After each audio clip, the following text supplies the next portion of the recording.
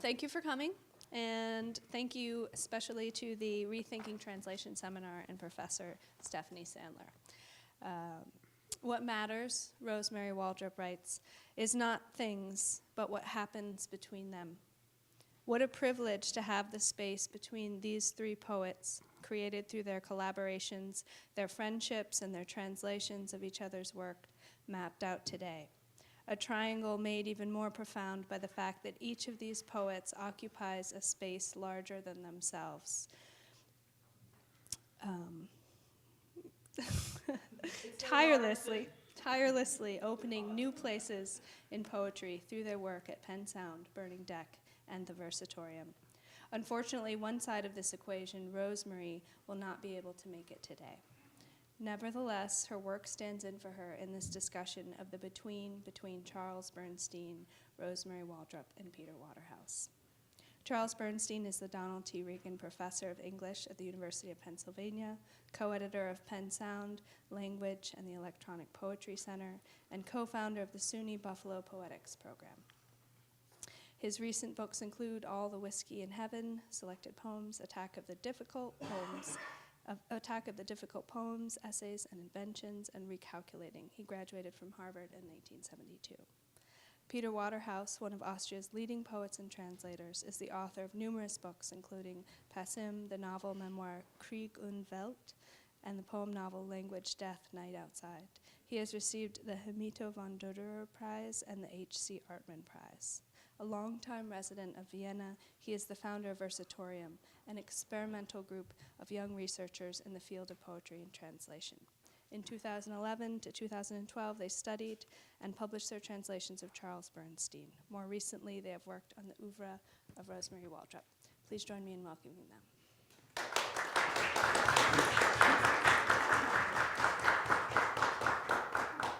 So we're sorry not to have Rosemary here, who's become sick, although it was great that she was here last night and read her wonderful poem.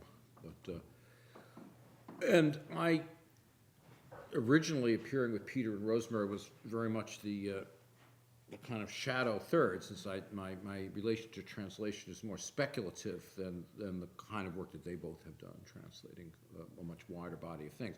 So nonetheless, I'm quite interested in translation, and I've done some. We were thinking that everybody could introduce themselves, maybe, so we have a sense of who's here and what their engagement with being here is. It seemed good to you. So why don't we start with you? He's wearing such a nice shirt, don't you think that? My name is David Downs. I work at the Harvard Library, and I'm an interested member of the public. I'm going to take everyone's photo as they introduce themselves. We identify our audience and attract them. My name is Chris Jackson. I'm a Spanish teacher in a public high school. I'm Sarah Cruz. I'm a PhD candidate at the University of Rhode Island, and I work on avant-garde poetry and poetics and language philosophy. My name is Hélène Sacre. I am currently not working, but I follow my intuition about translation. I'm a Greek speaker and a French speaker. I'm translating from English into these languages, and I'm beginning to explore this new avenue. I heard about this and I came. My name is Don Wellman.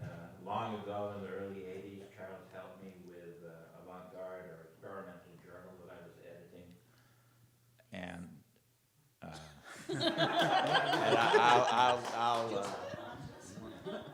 also, I'm a poet and a translator. I have several books of translation of people like Emilio Prados and Antonio Galmoneda out, and a couple books of my own poetry out. Since I retired 2 years ago, I've been hitting the typewriter and turning out the manuscripts and sending them around. And in this particular case with Don, the magazine's called Oars, O-A-R-S, O-Arts in a way. And it was a very, for us around Language Magazine, it was a magazine pretty much at the same time with a similar group of people.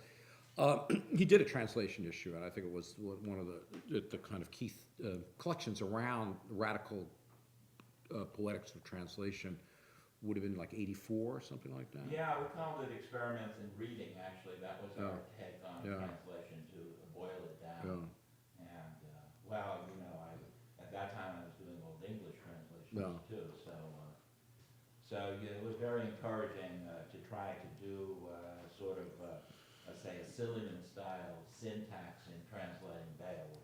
Yeah. I'm Ruth Lepson. I'm poet in residence at the New England Conservatory, and I'm here because of the speakers and because I want to learn more about new methods of translating. My name is Michael Drescher. I'm a PhD candidate at the University of Heidelberg in Germany, and I'm a visiting scholar here at the English department for a year now. I write English and German, so I'm very interested in the intersection, how to approach the field of translation.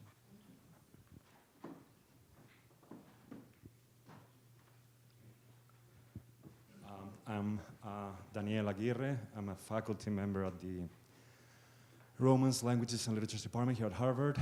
I used to be a professional translator. Now I'm a translator slash scholar slash poet, so maybe I took the wrong turn sometime recently, I don't know. And I'm very excited to be able to... A lot of slashes, so as you get to the poetry, you get the triple slash. I agree. I'm still debating. I don't know what I'm doing. Maybe that's the right spot to And be what was in. the language? What language were you teaching, or do you teach? I teach Spanish and Latin American poetry, also translation, and I've translated works by Wallace Stevens, John Asbury, Samuel Beckett, modernist poetry, whatever. I'd like to interject Danielle's subject matter is Antonio Gamoneda, the poet that I've translated. Yeah.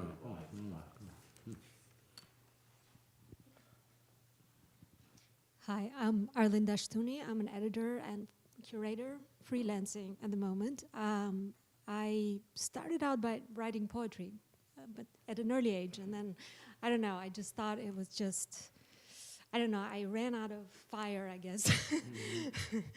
You know, I've been a lifelong reader. I studied German literature and language in college, so that's one of the things that I'm always kind of looking at, and just, I love to kind of read poems in original and then see what the translators do with them.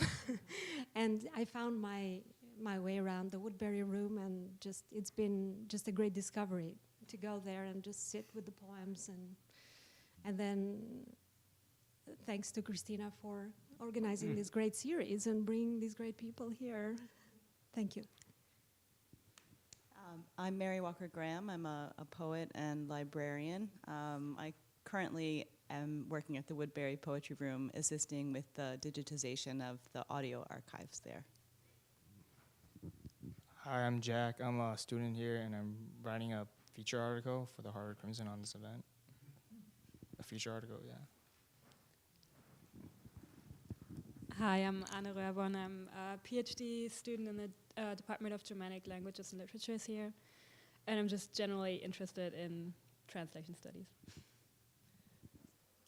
Hi, my name is Mary Buchinger, and I write and read and teach poetry, and I've been struggling with Turkish, translating poetry from Turkish into English, and I have a wonderful collaborator, so Adnan Onart, and so together we've been working on it, but it's been a struggle. So I'm hoping to learn more about translation. Thanks. My name is Dan Winchell. I work at the Cambridge Public Library, and some people here know me from my stint at the Grolier Poetry Bookshop. And I read, much of what I read is in translation, and I only speak English. So I find the important work that translators do to be absolutely vital to my understanding poetry from multiple cultures. So these events are really very important to me. Thank you. I am Michael Shapiro. I'm a mathematician by trade. I've taken an interest in illustrating poetry I've illustrated some of this guy's. And have recently become fascinated by Yiddish poetry, which has real greats in it that I never heard of. So the issue of bringing these things across languages and seeing into a language that's not your native language is very much with me. Hi, I'm Roz Zimmerman, and I'm a poet and an artist, I guess, and I'm interested in translation just in general. I currently enrolled in an MFA writing program in Vermont, and I'll be going to Slovenia to do some translation there with the program, although my language, second language, is really French. So we'll see what that's going to be about. But I mean, we are all walking translations, and translation as an idea is of interest to me.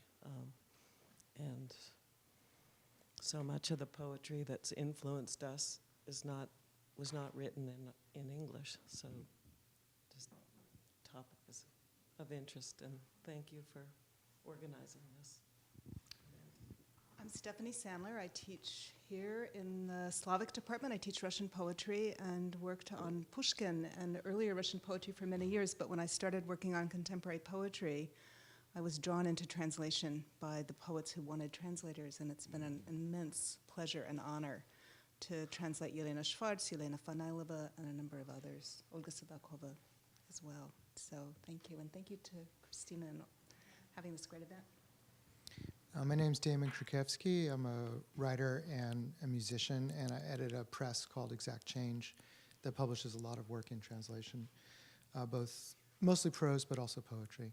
And I have that volume, Experiments in Reading, of Orr's, and I'm really delighted to find out the source of it, because it's one of these things you find in a used bookstore, and it's been an important book for me on my shelf. So.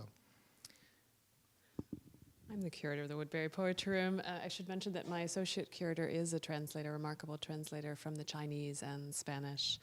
I have done translation from the Russian, but the reason why we are all here tonight is because I began to read this book by Peter Waterhouse, and it led me to travel to Vienna and the Alps to meet with him and his extraordinary group of student translators who he has accumulated among him, and he is essentially building this incredible momentum in Vienna and Germany, the likes of which I've not seen, and I hope you will get a sense of this evening. So Rosemary Waltrop translated that book, as you probably realize, but and she told me last night that she didn't know you, actually. She found the book in a store when she was visiting Germany, was very excited by it and went ahead and translated it, and then contacted you after that.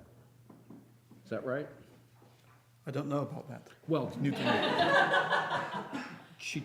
first you heard of her, she was already translating the work, it sounds like. Your first contact with Rosemary? Yes, that's true. Yeah. I knew her name, but I hadn't. No, that you would know, but I hadn't right, met her. you hadn't been in touch with her. Yes. Yeah. So, and it's an extraordinary translation. So that's good. Well, should we? Yeah. So maybe you could talk a about, little bit about. I mean, so I'll just explain my relation to you, which was that I got an email from Catherine Apostle. Yes. And from the seminar. From the seminar. During the seminar. From Kansas, as well as she's half Kansan and half Austrian, I guess. German. Okay, half Kansan and half German. And I met her mother too, which was kind of great, who came over. Anyway, it was said, I'm working with Peter Waterhouse in this seminar on translation. I want you to come over and meet with the seminar to talk about your work, which we've been engaged with. And so we arranged a time a couple of years ago, and it was a fantastic meeting for me. And actually there, we did a reading at the Alte Schmiede, the old house, and which you can find via Pen Sound or on Jacket 2, both. So we have the whole thing videotaped, and you get a sense of seeing all of the people, because there's only now Peter and me from that group present. And many young people who are thinking about translation in a very transformative way, which not only took a lot of things that I was very sympathetic with and engaged with in terms of what translation is, because I think even my own poetry written in English is a kind of translation too, but really took it in a direction that in practice with a group of people over time that was beyond what I had seen before, outside of people speculating about it, but actually doing it. And then just recently the book came out, which is this one, which we have a few copies of. And maybe you can then sort of talk about the concept of at the University of Vienna, and then we want to present some of the stuff from the book. Should we read a few translations later? Yes. Yeah, but maybe if you just what you're actually doing with the. Well, I wonder what I'm doing. First of all, maybe because it's quite difficult to describe what we are doing, I would like to invite you to come to Vienna and work with us anytime during the year, during holidays as well. We just go on translating. We have opened up quite a big translation space, not linked to the University of Vienna anymore. It's quite independent. But it was originally the seminar was an actual class at the University of Vienna that would meet 2 hours. Officially, it is still a class at the University of Vienna, but it's now out of control of the university. But the group that was taking the 2 or 3 hour class met, not worked on the class, but met as a group maybe 30 or 40 hours a week. Yes. Oh God. And in cafes and other kinds of places. So it was really almost more like a theater group in a certain way.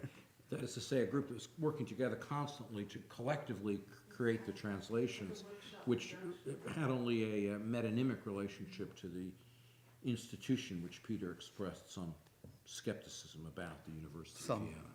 Only some. No skepticism about universities. No. Actually, it started because I was invited by the University of Vienna to do some lecturing on translation and the history and theory of translation. And I got quite involved with ideas expressed by Walter Benjamin, and the students too were fascinated by this, by this writer, who also was a translator. And I soon had the impression that these very talented young people who had never translated poetry before, and most of them had never translated anything before, could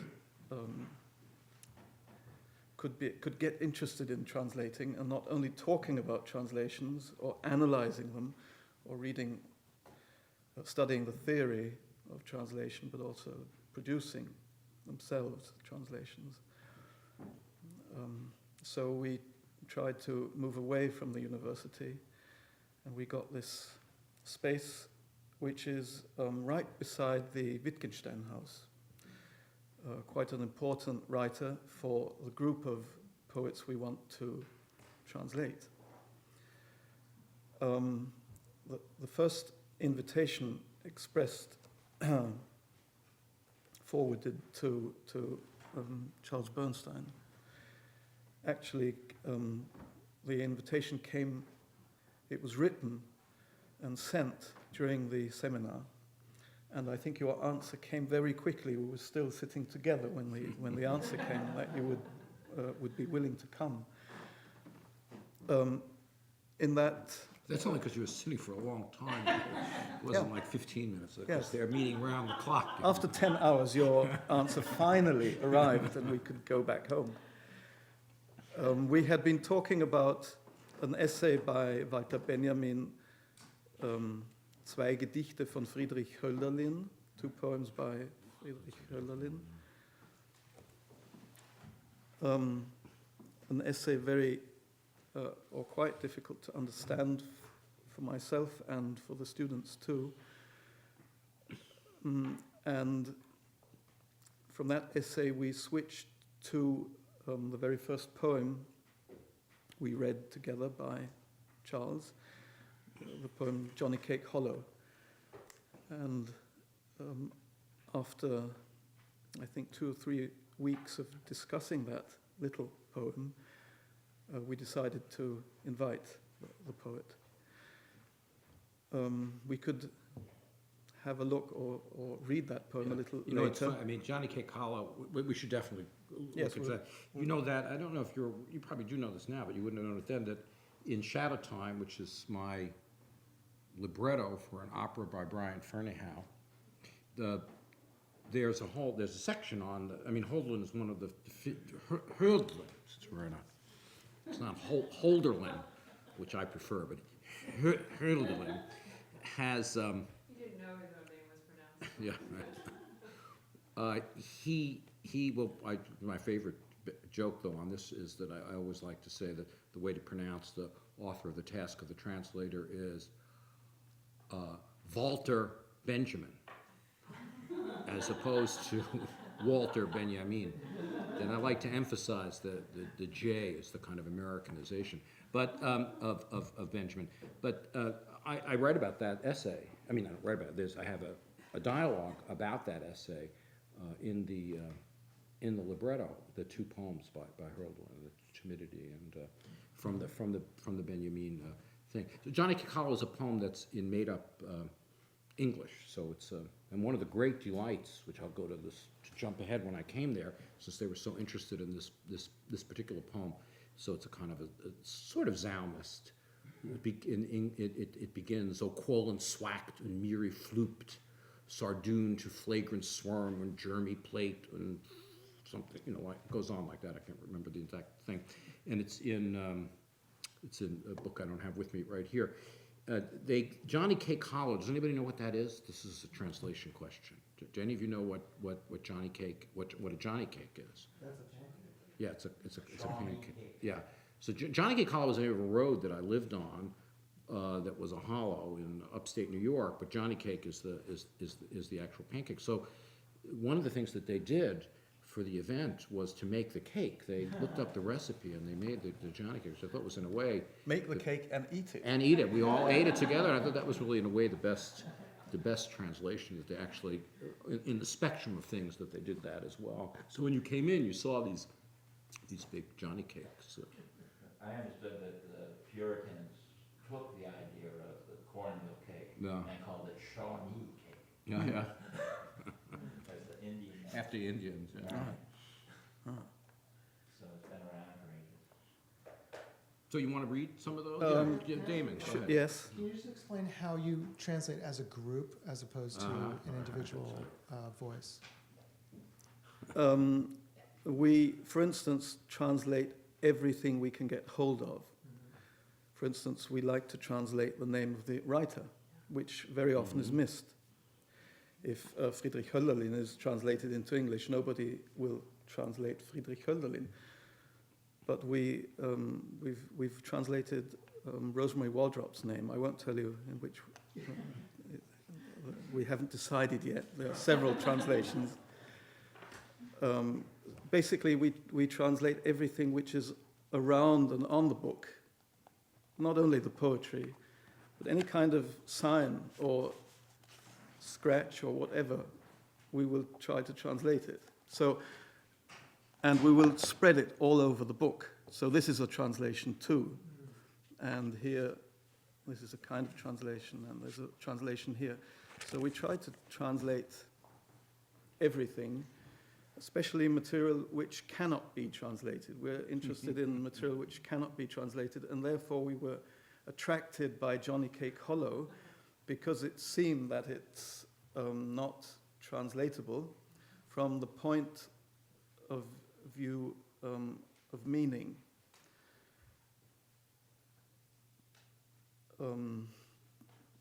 It seemed untranslatable, but very quickly it turned out to be highly translatable because the poem was suggesting meaning at every point, and not only suggesting meaning, but not coming to conclusions about meaning. It was suggesting and beginning meaning in every word, at every point of every line, and therefore it proved very translatable and necessary to translate it. From that poem, we began to understand that meaning is not a result of thinking, because thinking has no results, as Hannah Arendt tries to say. Meaning is not a result, but it's an activity. So in that poem, we noticed the poem was especially active, and therefore very understandable, much more understandable than a perfect poem, if there's such a thing. So actually we produced about 20 or 25 versions, or I prefer to say phases of that poem, or reinventions of that poem, or activations of that poem, or responses. And I think in this book we included 12 or so of these versions. I think I was trying to answer your question. If I could just follow up. So are you using multiple voices from the different participants to make one translation, or are you allowing the multiple voices to spread out among many translations, or is it a combination? Is there an editorial component? We allow everything. Also, every kind of activity in the room. If somebody wants to go to sleep or change the order of the furniture, or read a different poem, or point out to something completely different, we're not thinking about it, is permitted. And we don't exclude any suggestions or versions. It's highly inclusive, to the point that we don't produce any results. We produce inclusions, but no results. So we tried to produce a book which we thought looked like a non-result. We thought, I don't think we succeeded, it's a result, but it's meant to be a book where you open it and you start scribbling and correcting and changing and drawing, or introducing photographs, or using it as an album. So for instance, this is quite a good example, the poem which cannot be read. It's this poem. What page is it? That is page 93. It goes on for several pages like this. It's a very naive translation by a young student, or maybe a very wise translation. What is it a translation of? I can't remember. You can't, yeah. One of the things we decided to do here, I said, we're eliminating, we're in a world in which this is the only version of my work, which I'm actually very happy with. So I'm not making any reference to any actual things apart from this in determining it. But there's another thing I was going to say specifically in respect to that, although your answer can't be really exceeded, that you don't know. I mean, that's the height. There's an elaborate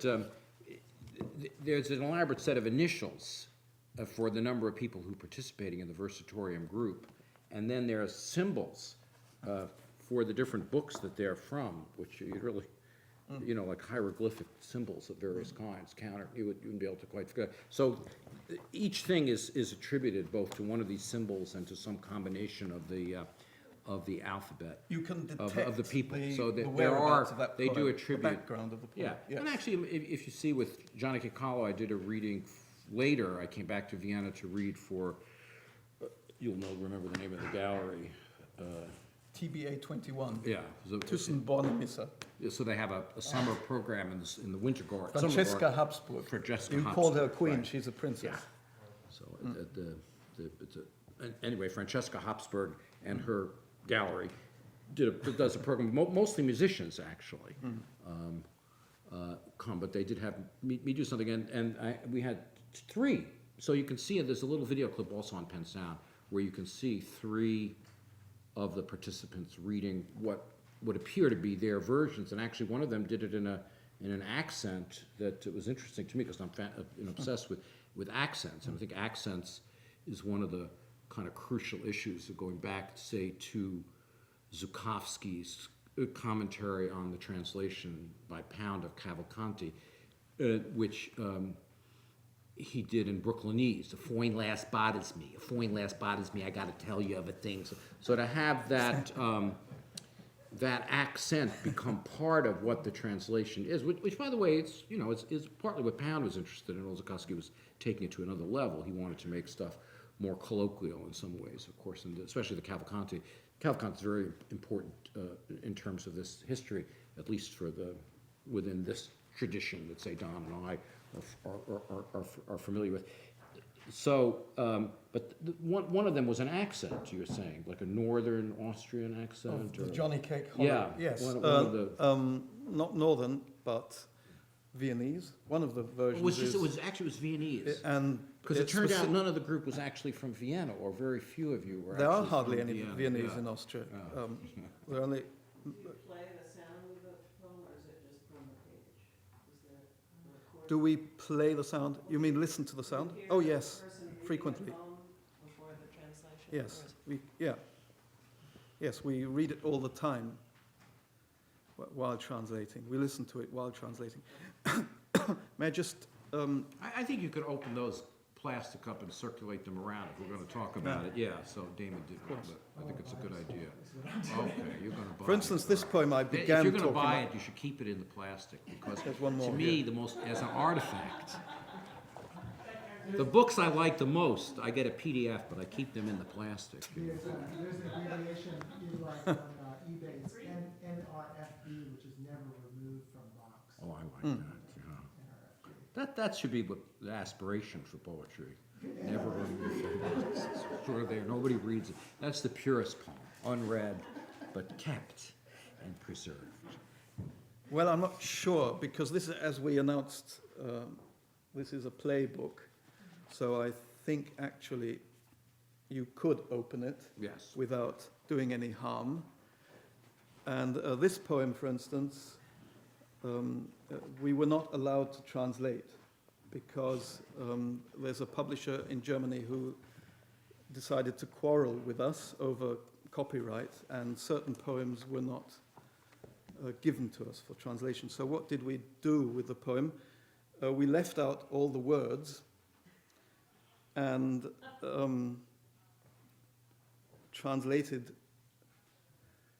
I think the end, no, the words given in the English version are not translated into German because that was not permitted. They were translated into little icons or pictures or images. So here you can fill in the lines with your idea about what the line has to say about the icon or with the icon. So this is maybe a translation without meaning. If you want meaning, you have to add it. We don't introduce meaning. It's the reader. If meaning is necessary, you insert it. To answer your question, how do we translate? As widely as possible, with a great interest in theoretical questions, but with no solutions to theoretical questions. So we're basically not naive. Yeah. So does the book present a problem for the Versatorium in that the book has to, yes, the book had to be edited and a series of choices. Yes. Was it controversial within the group to create a book? Oh no. No controversy about the book. You know, it's interesting that because it's not finished. This icon of an arrow does not exist in your list of icons. Can I have a look? Can you see that? That's not an icon, it's an arrow. Okay. has a different meaning. So see, we need to really treat this almost in a midrashic way, where Exactly. we Yes, are of course. as a group Yeah. just going for each line. You have to So learn this the is book. You really don't read this it, is you the learn it. ultimate midrashic antinomianism course. that I'm seeking. Yes. Midrash is a group translation. Right, that's what I'm saying. But course. also, my Yes. latest thing is midrashic antinomianism. We'll be meeting after the session here in the sub-basement level. With trying to get some people involved with midrashic antinomianism. Midrashic antinomianism is my is what I'm putting forward as a part of the division of bent studies, which is my field, and it's about commentaries on an empty or blank text. So. Well, this is full of commentaries So too. this could be understood as, and of course, Yeah. midrash and commentary is the translation. One of the several ways that you can understand what translation is that it's a kind of commentary. So this book is marvelous from that point of view of understanding commentaries and its relation and dialogue with the original, and even the disappearance of what you might think of as the original. I also think the group translation produces rich contradictions. So that is also, could be a kind of methodological. There are also issues of structural translation that it always comes up in not only my work, but actually many of the things that you publish with exact change. So if you try to translate, I mean, there's no, I don't have, there's no right way to translate, and there are different reasons why people translate things. But if you try to translate a number of works of mine, so this is about, and you try to translate them in terms of getting the reference right. Of course, if you have the reference, then the reference, what you'd have to change. I always say, if you want to refer to the television show I watched in the 1950s, you'd have to find something comparable. And if it was a culture that didn't have television in the 1950s, it would have to be something else. So there'd be no end. But also, you can actually think about translating structures and ideas homologously rather than kind of having the idea that you're translating the words or the phrases and so on.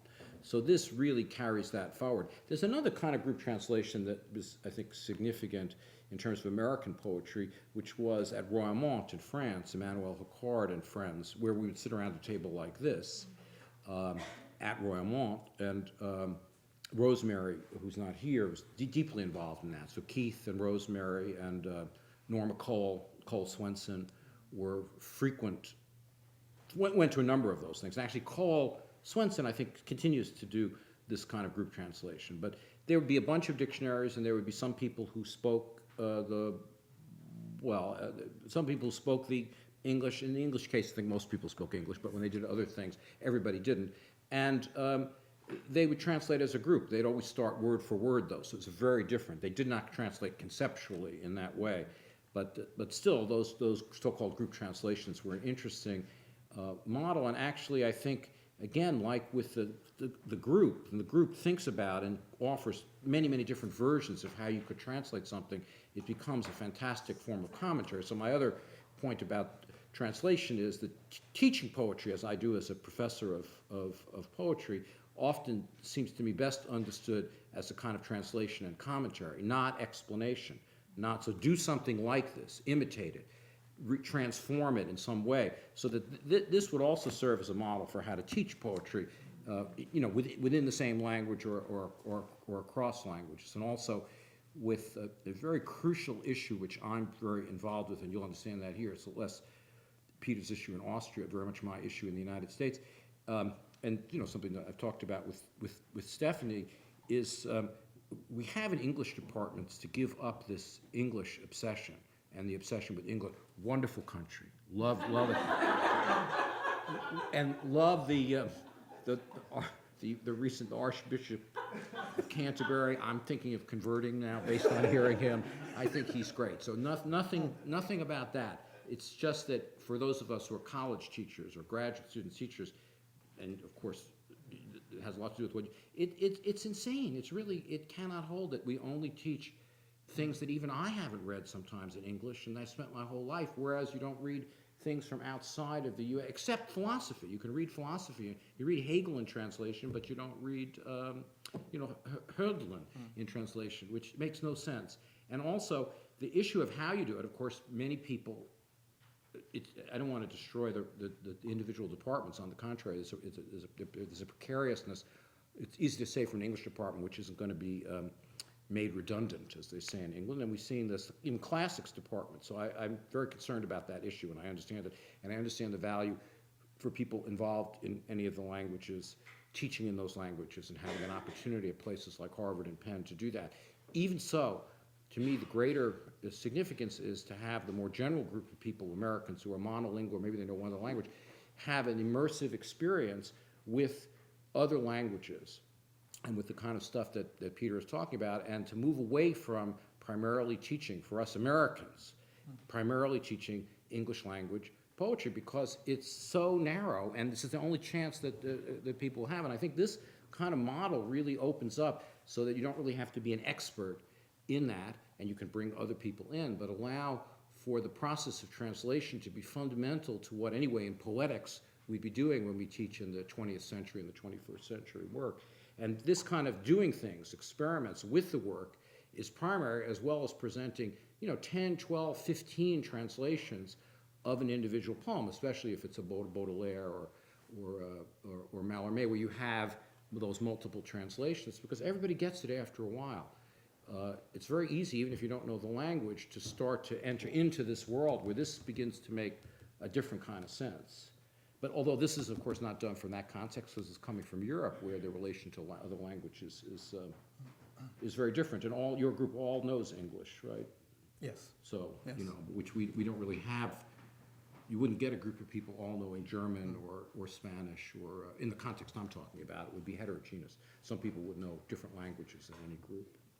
I'd like to just add to the answer I gave to you about group work, the kind of work we do, which I haven't mentioned so far.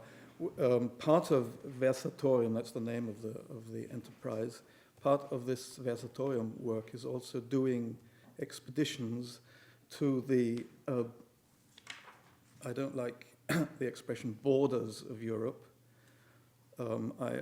I think in Europe we don't have any borders, we have thresholds, I think. Schwelle is the German word. So we do expeditions to the... Sorry? He thinks we have borders. Yeah. Well, I don't think there are any borders, but there are in-between zones where languages and cultures mix, especially densely. And so we're traveling to, don't know what to call it, the thresholds or the outskirts of Europe, into the areas of high conflict, because I feel that conflict is closing in around Europe. And we're traveling to these places to basically acknowledge our incomprehension, to quote the Archbishop. He was talking about that today, yesterday. We're talking about the Archbishop because Robert Williams just gave 2 lectures here, which were really I don't need to convert because I'm part of the Church of England anyway, so I'm very happy that you are converting.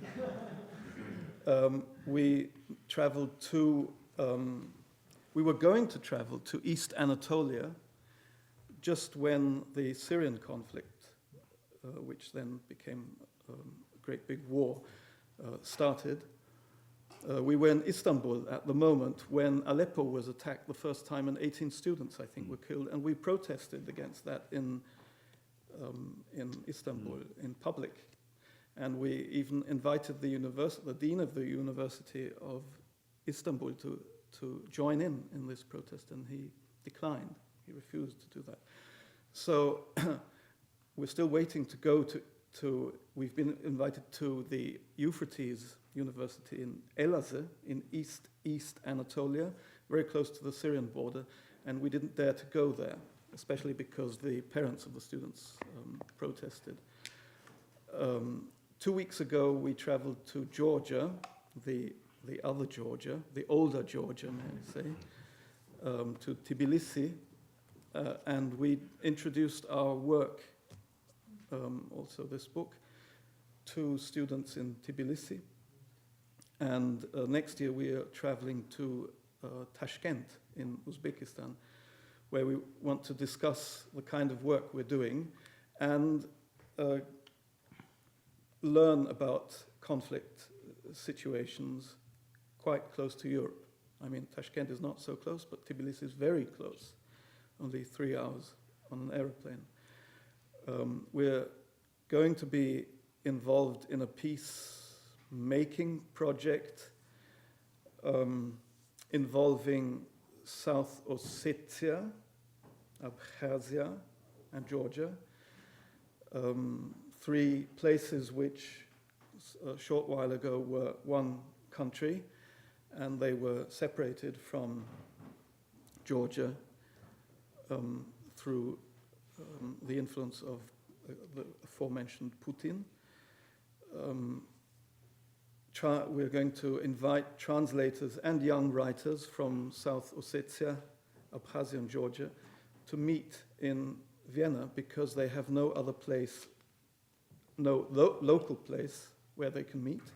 The borders have been definitely closed between Georgia and Abkhazia, and even the border between South Ossetia and Georgia, which is only 20 miles from Tbilisi, you can almost see it if you're up on the mountain in Tbilisi.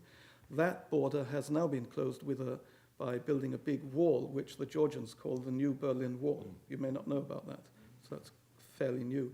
So, and there are no telephone lines. There's no communication at all, no trade between these countries, which means for South Ossetia, in the winter, they are completely isolated because you cannot pass through the Caucasus from Russia in the winter. The snow is too high, the mountains are too high, and there's a tunnel which cannot be used during the winter. So in the winter, which is very long in that part of the world, they have no food coming in, and no energy coming in, and hardly any communication. So we're going to invite young writers and translators from South Ossetia, Abkhazia, and Georgia, and they'll be working in our little Wittgensteinian translation space. So that I wanted to point out this and something else. What did I want to say? Could you just say a bit about the work that they will do? Will this be translating back and forth to German, or are you going to be doing the kinds of translation, play, and exercises that you're talking about, that your own group is doing, almost to have them mutually translating? We'll try to do some mutual translating. We'll try to influence them with this book, or they will influence us, and we will have to change our attitudes. And how many of them do you think will come? 30 persons. And the funding for that? If you know somebody in this country, It's a good answer. we did apply. Here you are. We did apply.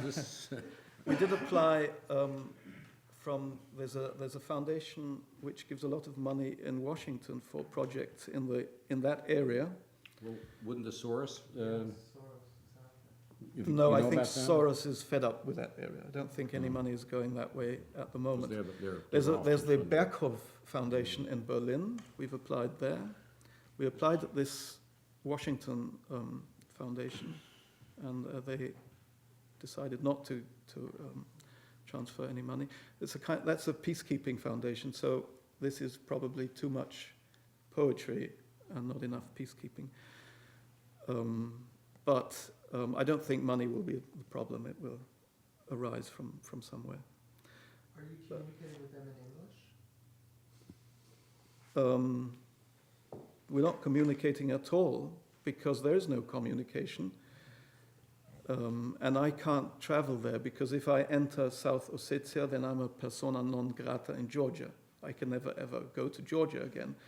So the persons communicating are partners or friends living in Tbilisi, and I don't really know how they are communicating.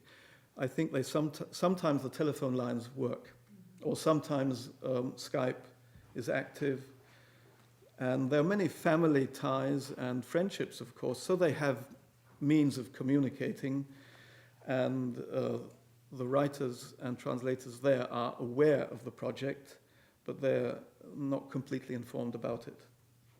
basically, it's not our idea. We were just invited to take part in this project. And we started talking about it 2 weeks ago in Tbilisi. The language, the common language, I don't think will be English, although many of the Georgians now have given up learning Russian. They learn English as a first language, first foreign language. Abkhazia, I don't think they're learning English, and we'll have to find out whether we have a... They'll all speak Georgian. That they can. They talk all to speak Georgian, Yeah, yes. that's not a problem. That will be the common language, and some of his group is now learning Georgian, these young yes, that's what I people in wanted to his say, seminar. yes. He told me that because We- they got so interested. Another obvious point, but just as a commentary on what you're saying, and I think it even does extend to a lot of different, other areas where we think about group translation, is that it's about people and the exchange in a room and bringing people together, especially what I'm interested in, for example, in Russian, younger Russian poets, is to try to have that model, not with my age group, but say people around 35 or 30, meeting up, and we're doing that with Burmese poets as well, we want to, so that the people, through the internet, through people who speak both languages, and if possible, of course, bringing them together, that young contemporaries can translate each other's work, and then have websites which have them, including sound files and so on, so that the translation becomes an exchange between people. It's about the exchange. Now, what Peter's doing is the most, there's nobody going to doing to the extent that he's talking about, but there are a lot of different ways that it can happen that have similar issues. The other thing he mentioned about Georgian poetry, again, my consciousness is raised just from talking to him last night, which I didn't realize. First of all, I didn't understand what the Georgian language was or its particular history, so now I know that. But also, he's found some avant-garde publications that were sort of influenced by. It looked like Dadaism from the one page, and we're going to get a PDF and put that up very soon of this journal that you found from, 1924, with a kind of Ilias constructivist cover, but very few copies of this exist. But none of the poetry of this kind has been translated into English. I don't know if into any other language. So it's an entirely unknown. And as far as something that I'm often confronted with and think about, which people rightly are concerned about, is the constriction of the history of radically innovative writings and the poems for the millennium. Pierre Joris and Jerome Rothenberg did a fantastic job, I think, with volume 1 and 2, but it's only the tip of the iceberg. I'm very much taken by the Pierre Joris's 4th volume, the Maghreb, North Africa, because that, which it turns out we all would know a lot about but wouldn't be aware of, but a lot of stuff that's not, and that becomes very important. But this idea, which I think Peter is talking about, and it's what he started this conversation, of trying to expand, not through comprehensive, these are the great poets, but just through a contact, just the physical contact and exchange, expanding our sense of what these terms mean, so that our understanding of radical modernism as well as radical is transformed, not to look for stuff that's like what we did, but to have a much richer understanding of the exchange and what was going on. Similar, I think, to what people like Thomas McEvilley were arguing for, and Holland Cotter actually, in the visual arts, but in some ways it's much easier in the visual art. It's not easier, it's different, but of course visual art presents a different kind of issue when you're talking about, because you could go to those countries and see visual work, take pictures of it. You don't have this issue that you have with Georgia, but the Georgia issue is just so remarkable to me, that you're there, you're talking about a language that is not an Indo-European language and not a Russian language, and we have there's no exchange with it. So how do we even understand what that field is in 1924, what people were doing? No, the recent issue of Modernism Modernity has a special section on Georgian modernism. So it would have a huge bibliography and 2 or 3 articles. So there. That's the recent issue of Modernism Modernity, which is, I can send you a link to. It's online. Great. That's great. Charles, how do you use poems for the millennium in your class? Do you have people who can read the poems in the original Yeah, well, in my class, I use Poems Millennium 1 and 2 as a text for a class called English 62, so you can actually go to my website or just say English 62 Bernstein, you can see the syllabus, and actually you can write me for anything that's protected. I'm fairly careful about not putting up copyrighted protected material in the public space, although Ubu does a great job of making a lot of that stuff available. So if you hit a wall, I can send you, because you'll have multiple translations. But yes, people know Chinese, Spanish, Portuguese, not so much Italian, but German. In the class, some people do, but even if they don't, we work it out one way or another and read collectively the poems in the multiple languages, select specific poems. But sometimes and I try to encourage people to do, I always think the whole issue of experiments and deformative translations, which I use, in which people do imitations, they pick up adjectives, they scramble things around, a lot of web stuff where you can put stuff through. The translation is still the basic experiment, is to do a translation. There's nothing better if you're reading a poem than to do a translation of it, including English to English, but especially to read a poem and do a translation yourself. And nowadays, the web translators are good enough so that somebody can actually sit there and they can see each word, and if they spend 5 or 6 hours on an individual poem, say a Russian poem from Mandelstam, and word for word with Google Translate, they're going to learn more about it than if they, they'll learn a lot about it if they try to do that, even if they don't know the language at all. So that resource allows for much greater interaction with trying to think about poems, even in languages that you don't know, because part of the issue is, for Americans who are to some degree monolingual, you don't have to, I would say the issue isn't just to learn one language and learn it well, which has been the model, often supported by the French government and so on and so forth, to have French. To me, the issue is read in a number of different languages and spend some time so you just have some sense. You don't become an expert, but you actually can.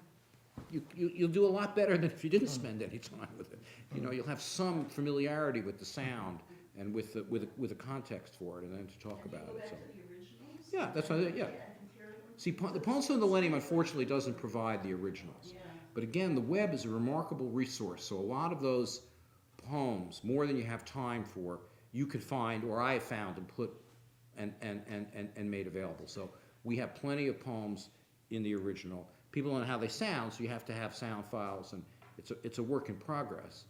But especially with the European languages, there's usually people at Penn at least, which is where I'm teaching now, and I'm sure that's true at Harvard. There are people from those countries. There are people from South America who certainly are very are delighted. And actually, one thing I've added, which I was reluctant to do, is Chinese, because I have a lot of Chinese students who take my classes, and it's terrific. And they explain Chinese to the class. They say, no, you look at this, this means this, and you get this incredible discussion of the ideogram they're learning Chinese, the Chinese Americans, so they're studying it even if they don't have. So I try to shape it to some degree to what the languages are, so it becomes an exchange.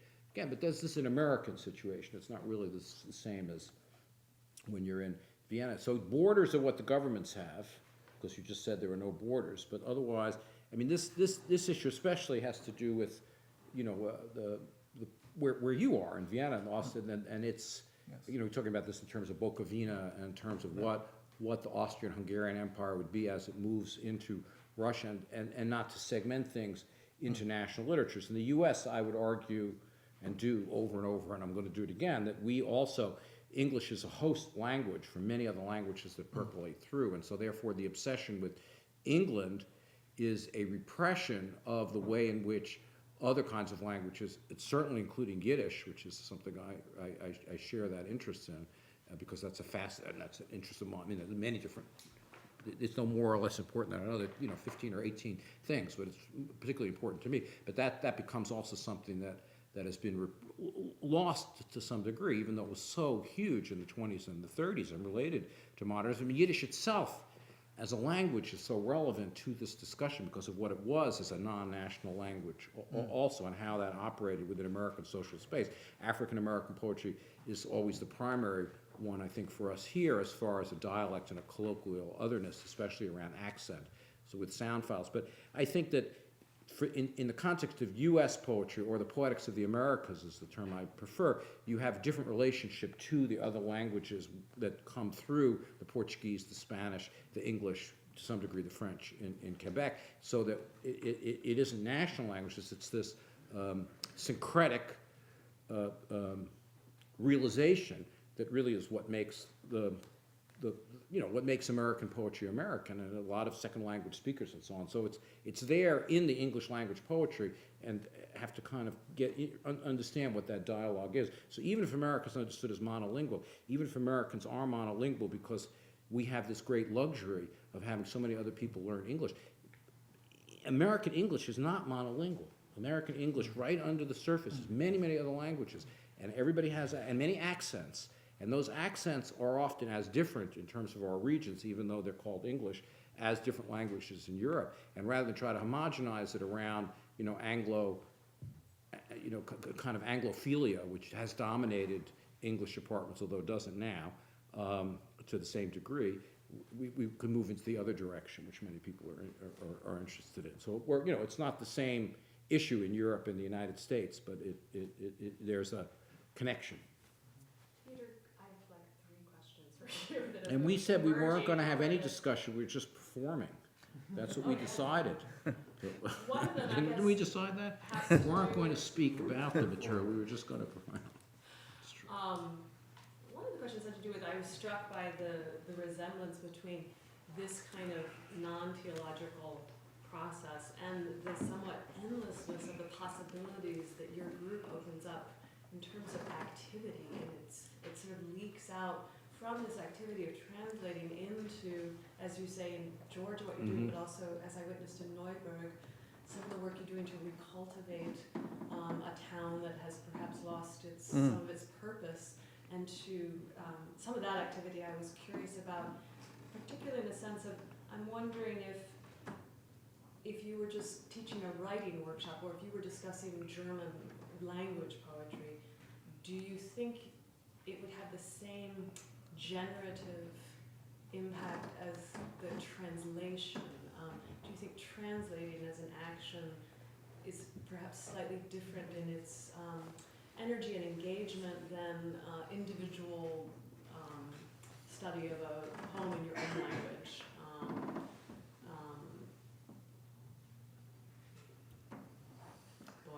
That's a difficult question, yeah. But he sort of does do that, right? So that's not something he does. The question, I guess you don't do that, but I was wondering if... Maybe studying a poem in your own language involves too much understanding, because you know your language well or quite well, and if you then read a poem in that language, it will enhance your understanding up to a level which is unhealthy. Whereas, that's great. I love that. That's fantastic. Settled in a translation workshop that then extends out into the questions that you seem to be demanding of the context in which you find yourself. At least that's sort of what I witnessed when I was there. Just this deeply generative and sort of Doppler effect. yeah, well, I'm surprised by it too. I can't explain it. I'm surprised. And as I said, it's out of control. I noticed quite early that I wasn't teaching. I was doing the learning, and everybody was learning. So I suggested that everyone around the table, we have, unfortunately, a table not quite as big as this, but it's quite similar to the atmosphere here right now. And I suggested that everybody could teach. So when I travel, as I'm doing right now, somebody else will do the teaching. The Waldrop class is on Friday, and somebody will do the teaching. And right now there's an Italian class happening where I should be, and one of the Italian-speaking students is doing the teaching. Or in other words, they're all teaching and listening and learning. And this leads to this kind of proliferation. If everyone is a sort of teacher, then they start opening up their own classes. And this has happened. We have a class where a poem by Blaise Sandra is being translated.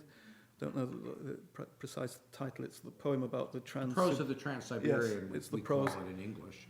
That long poem which you fold. It's not a book, it's a folded object, Right. and if you want to see and read it, you have to open it. And so that class is on tomorrow.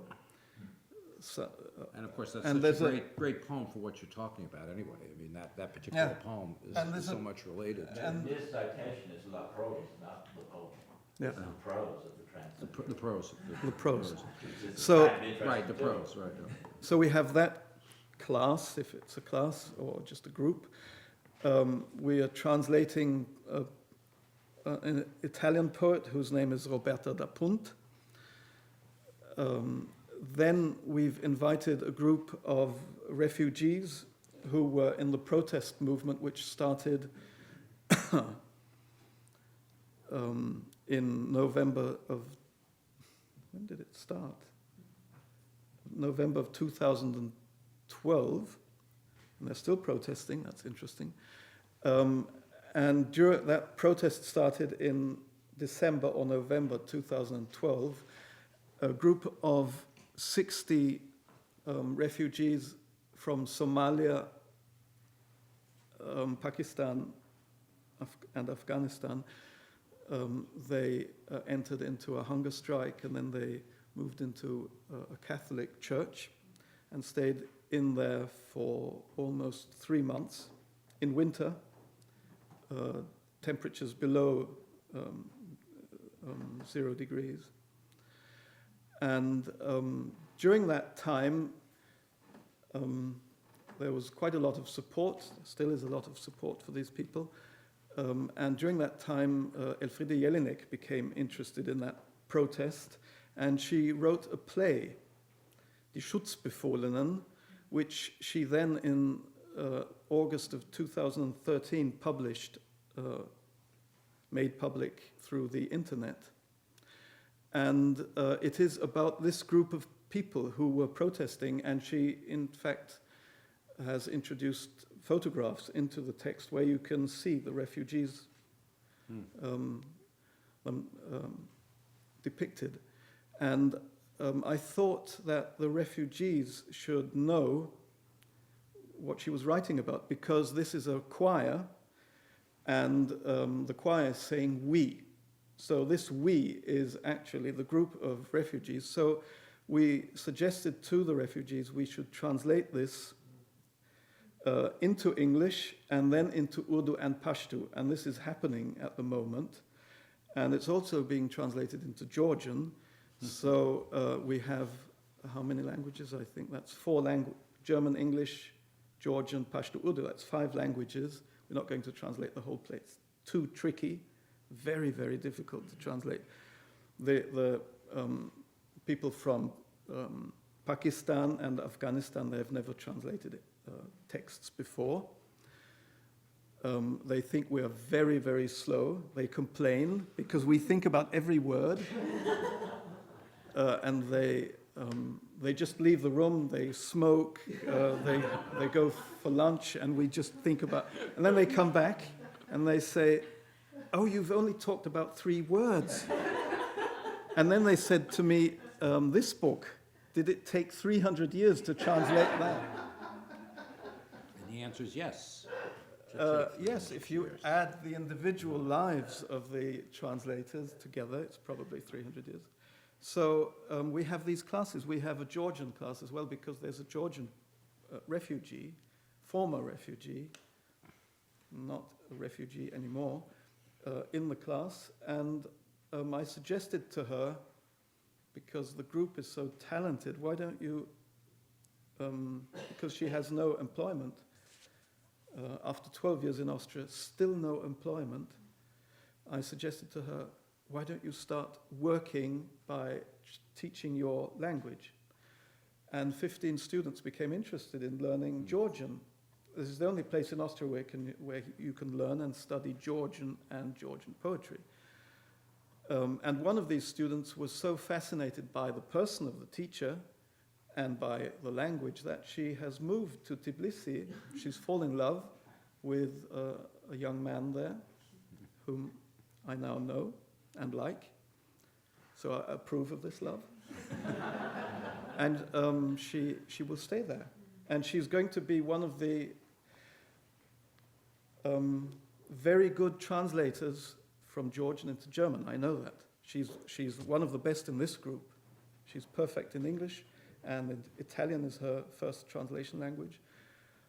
She understands dialects in German, and she will be one of the top translators. And fortunately, the Frankfurt Book Fair has decided to invite Georgia to Frankfurt in 2018, and there are no young translators from Georgian to German, and we are the only group training about 10 translators. So that's quite fortunate. It's coincidence. We're waiting for coincidences, of course. The readiness is all. That's actually our motto. The fall of a sparrow. Peter, I have a question. Since you've produced this, have any made their way back to you? Where people have drawn or played with their book. Have you seen any of these? Or is it too soon to expect? It's too soon. The book came out in December. And I haven't encountered any readers of the book personally.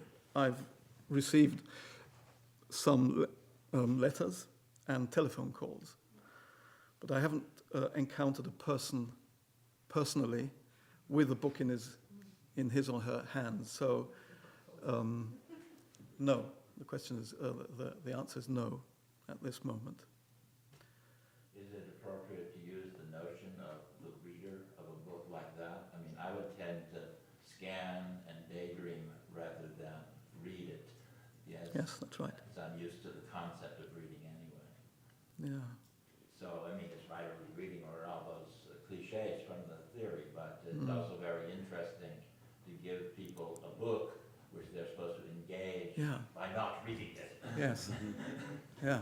Doing something with it. Yeah. Doing something with books as doing something with words. But there's plenty of text that, Yes, that you can would read agree. it. And there's plenty of stuff that actually would be pretty much Take your time.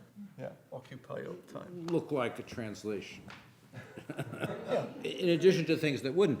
And actually, Peter himself has translated some of the poems, which are wonderful translations, which without any of this would constitute fantastic translations. And actually, I think sometimes the work sounds better in the German as I don't. Is that among all this translation that's going on, there's some translation. Yes, that's right. Well, because it's a spectrum.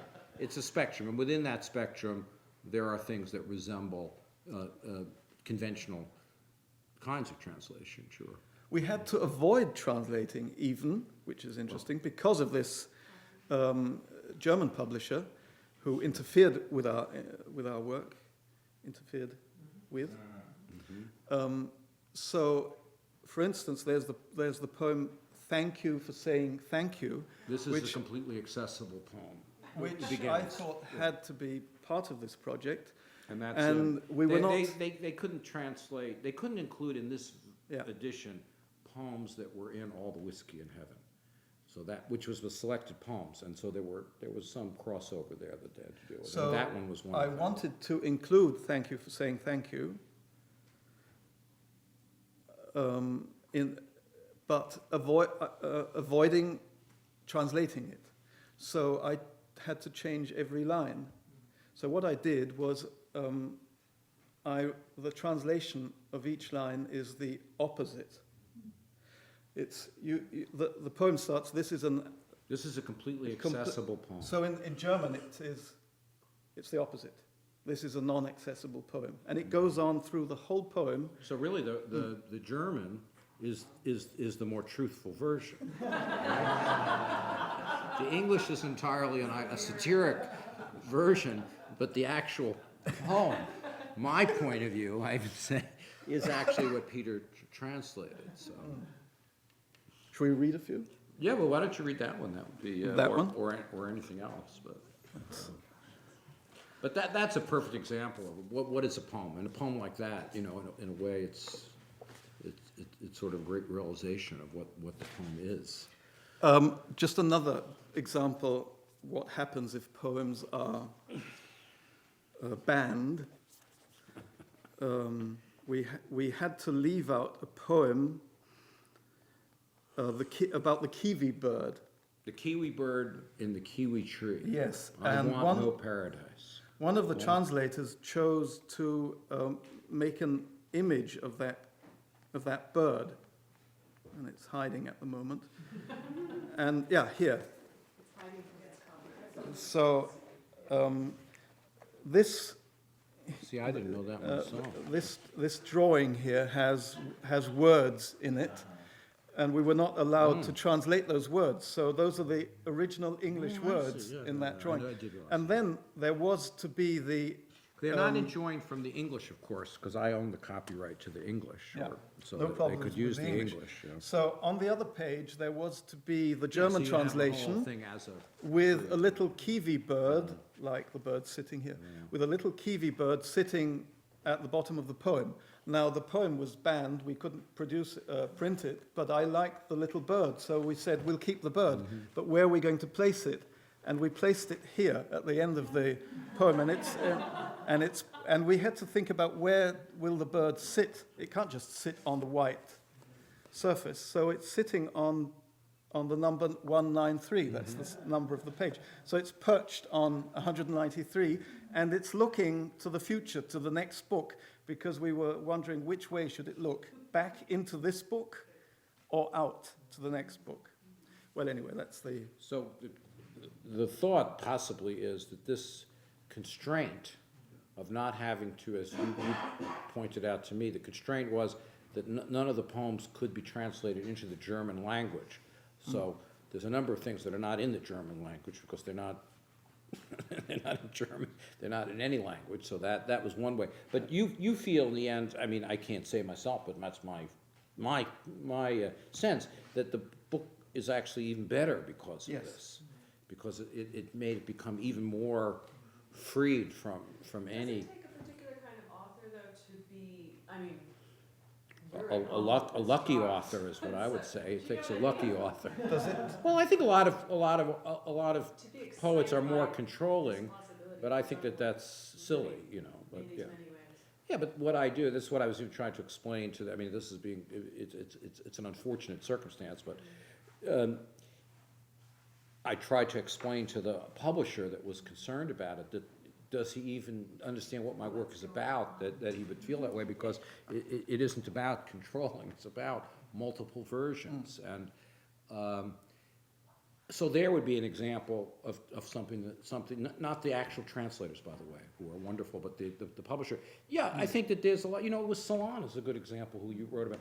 I mean, for a long time, the Salon estate didn't want to have other translators, you know, and there are still examples of that where actually there's an example that was given to me with a French translation that there's one French translation and they don't want to let any other translation into French. They won't give permission because they like that particular one. So it does happen, but I think that this is just like this is going to be a shocking statement here at the Barker Center. I love that name. Is it Barker? Like because you see, that's my thing. The Carnival Barker has always been my conception of what I do, but I don't think it's always the conception here. But there are different kinds of poetry with very different kinds of values, and they're in conflict. So my values are definitely in this direction. So this, to me, talk about, you know, we hate, there's always the problem with the concept of the faithful translation because it just moves in the other direction. But to me, this is the extension of what I'm doing, and so I'm thrilled. But sure, there are authors for whom having some kind of controlled, mirrored version in the other language is what they're committed to and what they want. And of course but that requires homogeneity across the culture. So to me, it's the whole beauty really of it is this possibility of something that goes beyond. When you get involved with something like China, which is a whole different kind of thing, and I wrote this poem, The Test of The Test of Poetry, which is all about various questions that a Chinese translator asks. What do you mean by this and that? I mean, it's a very the problem is it always has to, the idea that it's a well, and I think Benjamin makes this point to the task of the translator. It's a mistaken idea of what's going on in the translation. Yes, with French and English you can translate because we have that history, but even that is overly limiting. But with almost anything else, it has to be something that's in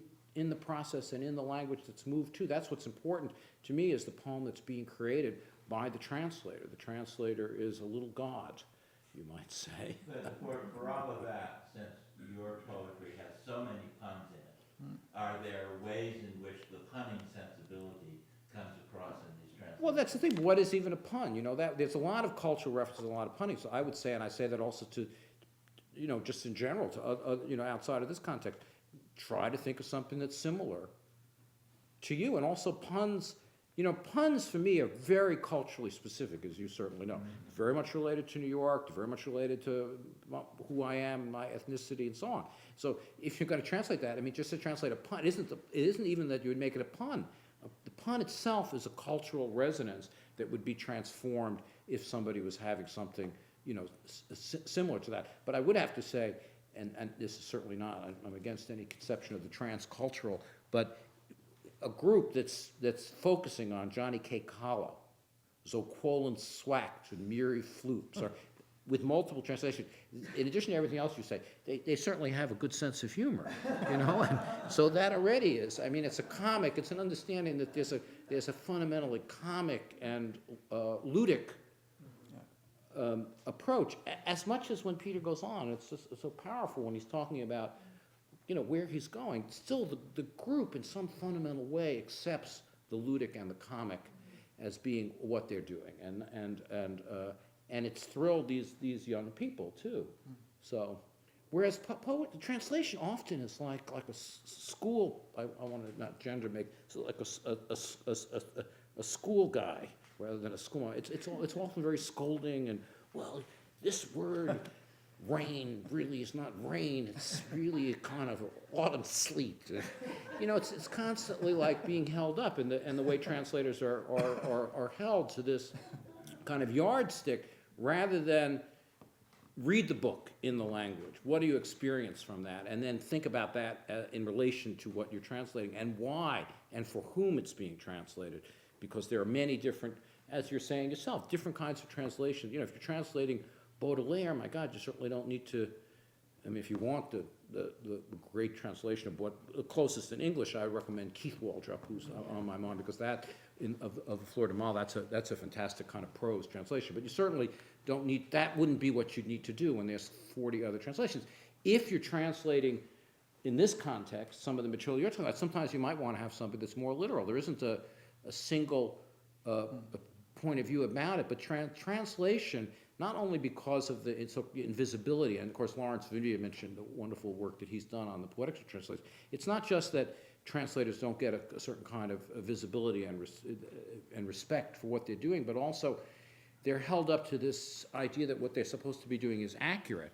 And even if they try not to be, nonetheless, they are, and that makes it so serious. And so, the very fun of writing for me as a poet is that I make mistakes all the time. I do whatever I like. I'm not beholden to something. So to have translation then of what I do or what many poets do, all of a sudden become this straitjacket is spelled S-T-R-A-I-G-H-T, by the way. S-T-R-A-I-T. No, that was a pun or a joke. Straitjacket. Just thinking about this question of accuracy and the spectrum of translation, there were two poets that were at Neuburg who were members of a college for translation that was founded around the Nuremberg trials. Oh, wow. And it was for translations of all the languages that were going to be needed to be interpreted at those trials. And the question of what was at stake for accuracy for them at that time, of course, was immense. But I thought it was wonderful. These two students were there who had studied this kind of direct translation that might be required in the UN.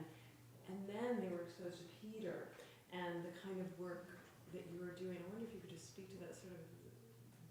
I remember they were just so. I'd like to comment about this issue, though, because it's something I had that sense. I had a terrific professor of law who I went to college with here, actually, and I didn't know him. But it turned out that we were both at University Hall, because there's a picture of us both together where he's conducting a meeting and I'm speaking. It's '69 when we had the occupation of University Hall, but I didn't remember him. He came to my class to take the whole class, and then I discovered, I said this photo, I sent it to him, you know, because it's the only photo I have at the time. He said, well, you know, that's me in the picture, Richard Hyland. So he's a law professor. And I said this to him. He's written a fantastic thing about Amelia, the Reznikov poem on Jacket, where he discovered all the legal cases. So that Reznikov could be understood interestingly. And I said to him, well, you know, in law, you're trying to disambiguate and you're trying to create language like that, and it's different than what we're talking about. And he said, you have to come to Camden to my classes because that's completely wrong. And I realized it is a kind of a prejudice that isn't true in law as well. There's no end to the kind of issue they're talking about. In fact, lawyers would almost should, that's what he would say. And he's a professor of law, that it's a mistake to think that in law you could have accuracy because that creates the same problem. There can't be accuracy in translation and when you try to disambiguate, as I always say, when law you try to disambiguate, he said, no, that's exactly, it's much more like what you're interested in. You make different stylistic choices, of course, but you don't, there isn't this idea. So perhaps law would benefit in a way from, or we would, and also we need, for me, he was rebuking me because I had this prejudice about what goes on in the law, which wasn't helping to understand that. But we found an essay by, again, Walter Benjamin, very helpful for the discussion of faith and accuracy. The German title of that, it's a very short essay, the German title is Die Lehre vom Ähnlichen, which could be translated into the law of similarity. Oh, the doctrine of similarity. Doctrine of similarity. I love that essay. Yeah. And that very small but powerful essay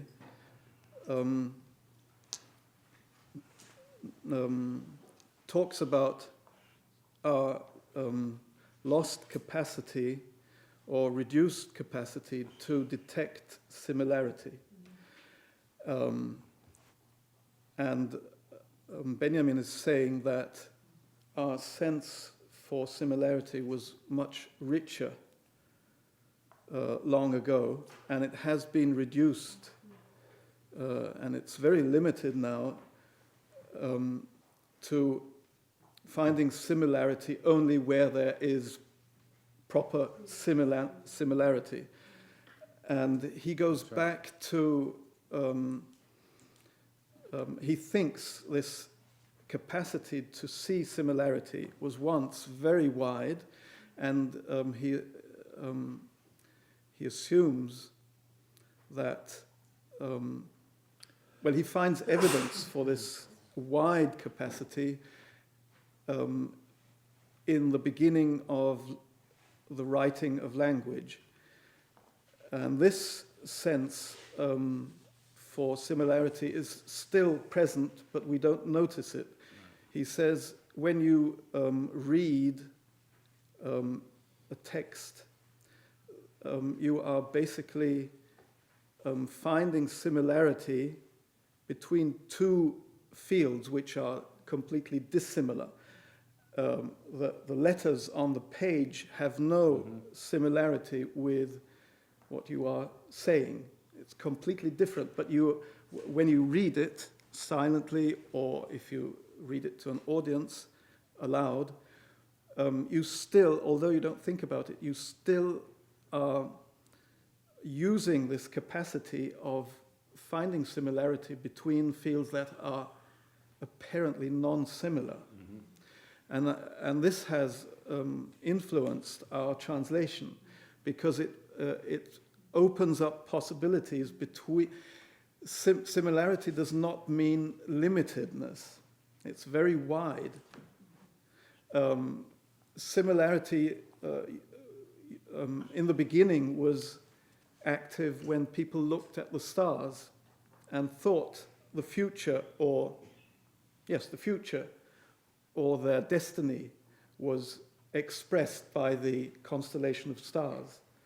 So that, again, would be a very wide field of similarity, stars in the sky and your life. So that's also where Benjamin's constellation comes through. We also call that non-sensuous similarity, you could say. Non-sensuous. So that it's structural. And in Shadow Time, which is to some degree all about translation, very little quotation from Benjamin in the op, but it's all about translation. It's also about the relation of the music to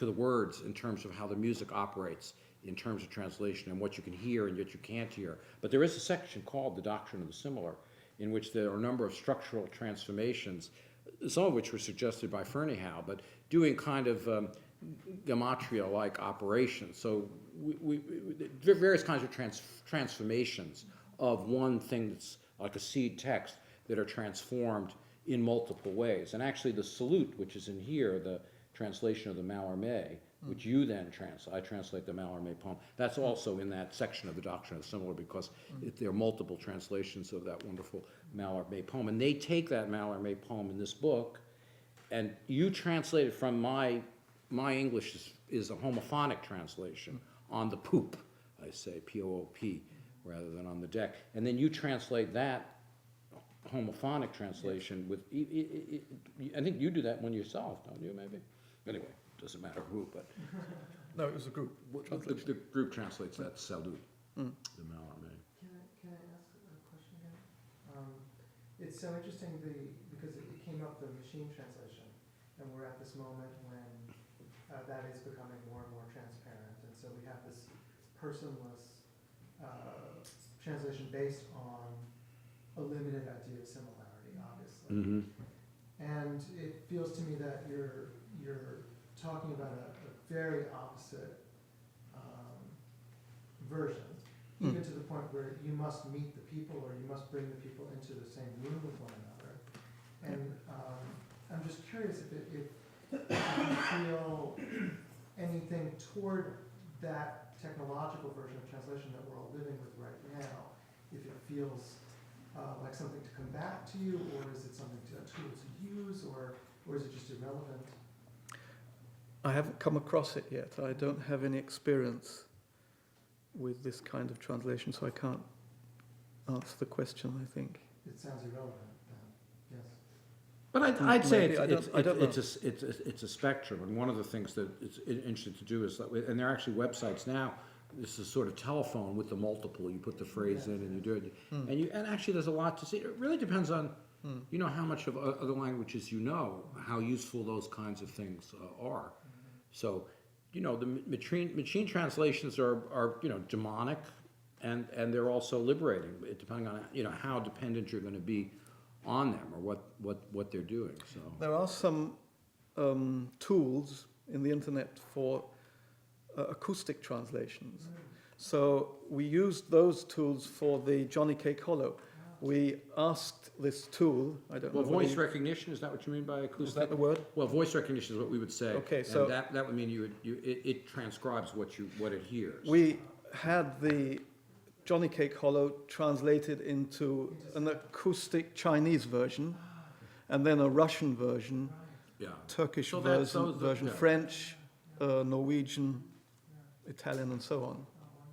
Yeah, and we, during the reading, we used that. There's a program at the University of Texas, Dallas, where they take a shot by Baudelaire, and they make acoustic imprints of the 40 most common translations in order to diagnose the acoustic profiles and differences in English of all of these versions of the The student you were talking about from the University of Mainz, specifically the department, the translation department, which was truly founded to train or educate translators for the Nuremberg Prozesse. One of the two students from that university translated, I don't think I'll read it, but translated one of the poems by Rosemary Waldrop from the As Were cycle, the poem on Kafka as Son Irrevocably. She translated that poem into a German version where you can hear all kinds of names which you can hear in the original, but which are not there in writing. She even finds Foucault, Carey, Beckenbauer, the football player, Waldrop in the poem, Charles, Cliff, Roswitha, Mustafa, Bettina, Passat, Sibylle, Papa, Betty, and so on. So when you hear I mean, also performance is another area we're not talking about, but I'm obsessed with too, and sound files, and what can happen with the sound files as we can again sort of think about the auditory phenomena of poetry, not the oral, but the auditory, and how it's heard and how you mishear things. If you go to a reading, I mean, I had going back to my Harvard nostalgia, but a person I went to high school and college with, I had lunch with today, came to the reading, and I realized this is she just never goes to read. She's not reading. She said she used this because she was a special ed teacher. It's kind of a technical term but basically she was saying I couldn't hear as well as I could see. But of course, I didn't say this to her. It's not possible. I mean, you're living in the world and you're a teacher. Of course, you're auditory. But she's just not used to accepting the mishearing that those of us who go. I mean, she couldn't hear everything that everybody said in the reading. But of course, those of us who like those things, that we don't mind auditory hallucinations and mishearing. It's the whole nature of what it is. So to have that enter back into the translation process would seem, very crucial. Another thing I think about in respect to what Damon asked is when Pierre Joris is doing the last books of Salon, which I now see that Peter has early work and dissertation was on Salon, and I think that's worth mentioning in terms of understanding one dimension of what we're talking about here. So one of the graduate students that was in my seminar, where we have multiple translations of the Salon poems, and I think it was, I can't remember which one, but one of the students had a kind of multiple versions up, but one was the Google Translate. And so Pierre was talking about it, including his translation, and he said about the Michael Hamburger and so on, I prefer the machine translation in some cases. So, there's an aspect of that which is also true, that from his point of view of the literalness of it, that the machine translation was better than the more kind of literary translation of trying to figure it out. And for him, and I'm saying that because he really understands the German and the English, which I couldn't do. So it's a funny thing. In some ways, the machine, because it is what it is, might be preferable to at some level. But of course not at the final, there's no final level, but there's aspects to this. Or maybe we are imitating machines in the kind of echo. I mean, for the Benjamin, it's really, the term I like these days also, I have many, many terms that I like to describe what I'm interested in, but is echoic poetry or echo poetry, ECHO, not ECO, because really that's the field. Echopoetics, ECHO, in the sense of the doctrine of the similar. Things are constantly echoing, and if you understand echopoetics is very much like what Peter is saying about borders versus thresholds, or we sometimes speak of liminal spaces, is a term that's sometimes used in English, but echoes is more about that, because there's always overlays, there's underlays, there's misrecognitions, there's recognitions. In the speech by Rowan Martin today, the very powerful speech about empathy, where he bases it on a person who's very important to me in my life overall, as well as when I first came here, Stanley Cavell, who came to the lecture. The first part was a kind of a tribute to Cavell. He talks about this issue of the difference between recognition and acknowledgement. Rowan Martin does, but thinking of Cavell's famous essay on King Lear, The Avoidance of Love. And I think, I mean, you went to both of them and said, no, you really ought to come to these.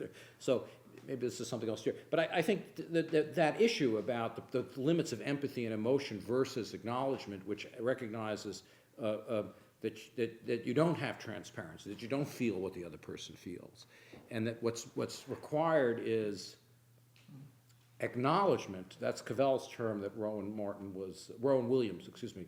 I think of Rowan and Martin, by the way, because that's, I was going to say, I don't know why I say, but it's got to be Rowan and Martin. I was saying when Rosemary was going to come too, and I was the odd person out on translation, I said, well, you know, I'm with Sid Caesar, because Sid Caesar's, if you know Sid Caesar's fantastic work mimicking language, I mean, that's my interest. But of course, Sid Caesar was great, that he would do these made-up languages, and you would get the sound patterns. But that was totally echo, without the kind of lexical. But the issue with acknowledgement is that you do something in response, and I think that speaks also to what you're saying about Tbilisi and so on. That really, the difference between translation as recognition or accuracy versus acknowledgement is that you actually hear something and you respond to it. You don't just sort of passively sit and interpret. And that response actually involves other people and not respecting borders, but respecting individuals. So. Almost 8 o'clock. I wonder if you all would like to share some. Just a few. Of the translation. Should I do the thank you for saying Yeah, thank you? absolutely. Which then will only be in German. If you call that German. That is German. That's quite German. Yes, yes, of course.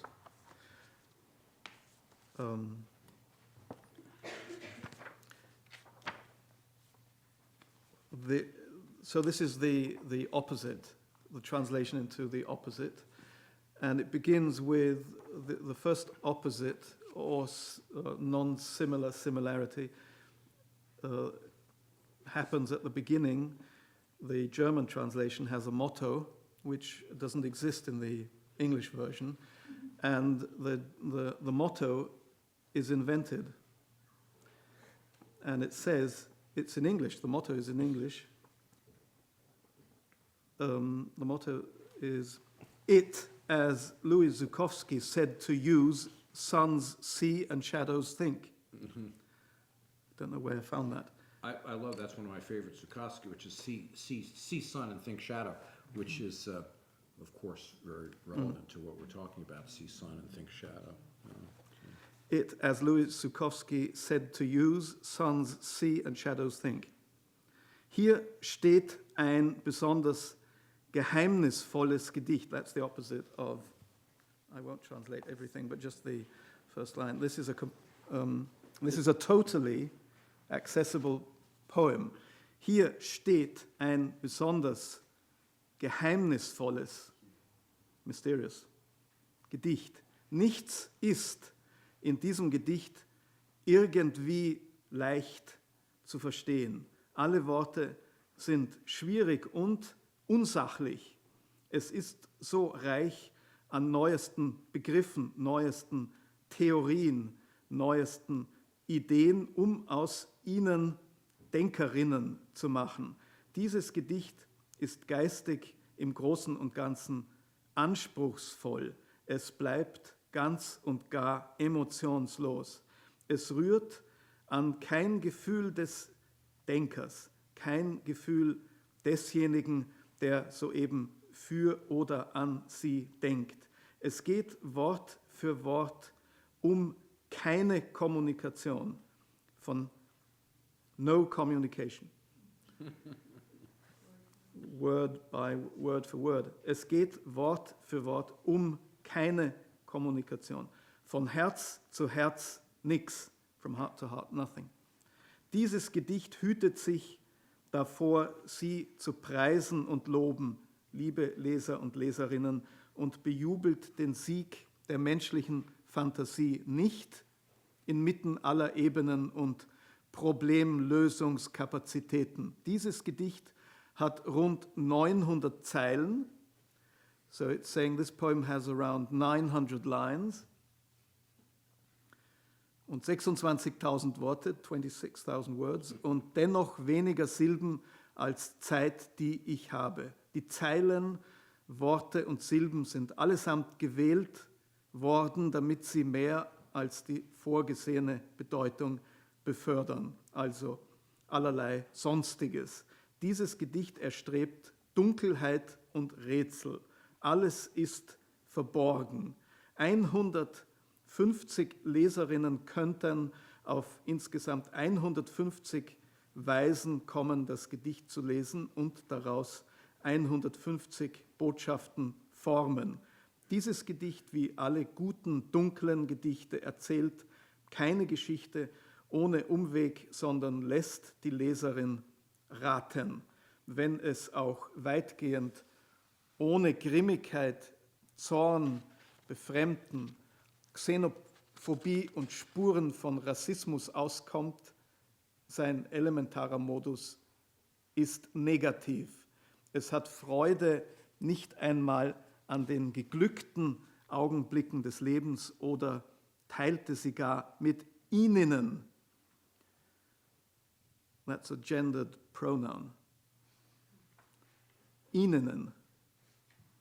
Dieses Gedicht stellt kaum Hoffnung dar auf ein Dichten, das dem Publikum seinen Rücken kehrt, das sich für besser hält als die Leserin. Es glaubt nicht an Dichtung als Freizeitgestaltung wie Drachenfliegen und die Fliegenfischerei. Dieses Gedicht gehört einer ganz bestimmten Schule an. Es hat Lehren in sich. Es folgt der Mode. Es sagt nicht, was es sagt. Es hat es in sich.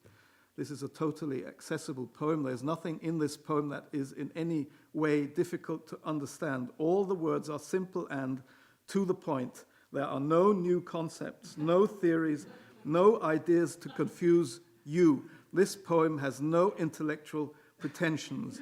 It is purely emotional. It fully expresses the feelings of the author, my feelings, the person speaking to you now. It is all about communication, heart to heart. Von Herz zu Herz nix. How did you translate heart to heart, heartless? From heart to heart, nothing. Nix. Nix, yeah. Nix with an X. So they have included the, but I think really the end works better than ever. While at times expressing bitterness, anger, resentment, xenophobia, and hints of racism, its ultimate mood is affirmative.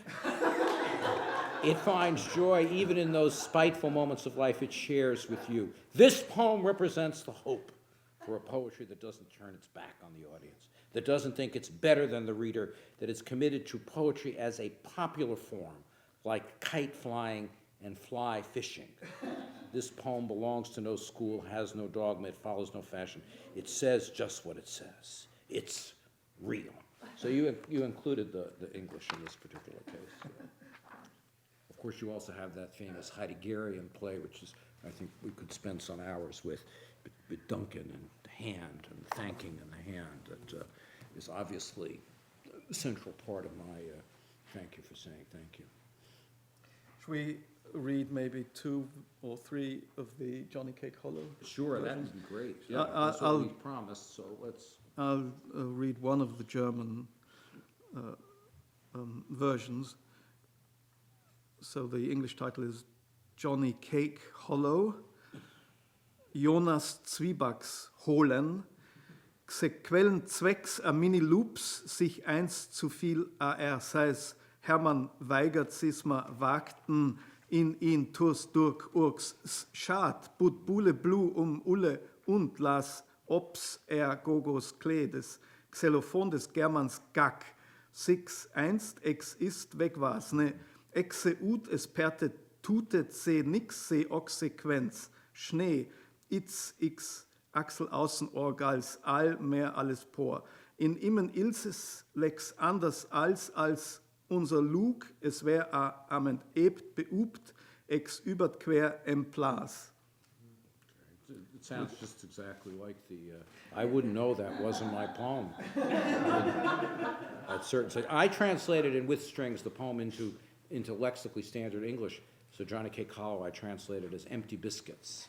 And I have the, and so there's, there in the book that it originally comes in, there's also, but they're not, I don't like that one that I did as well as these, but that's a kind of a toning down of the poems. Would you like to read yours? No, oh no. No, no. Should I do it? Well, you can, yeah. All right, if you like. Johnny Cake Hollow.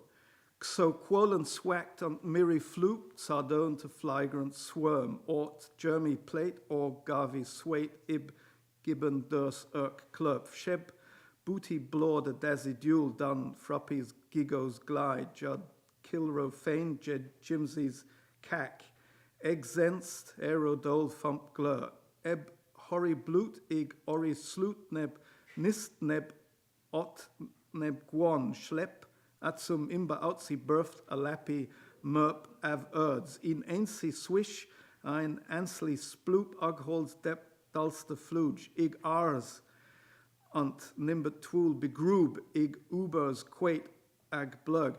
This ig, we were quite sure, was close to the German ich, or the Berlin version, icke. Ich. Very close to German. So we felt we were translating German into German. Yeah. Also Yiddish in there. Yeah, it's not, it certainly has that aspect. The way you read that is wonderful because it's almost like you're learning that language. Yes. You're sort of like reading the language, you're getting it pretty good, but you're not quite speaking it yet. So it sounds like you guys are working up to translating Finnegan's Wake. Yeah, could be, yeah. Came with the borders of Europe and Trieste and the kind of edges. Mm.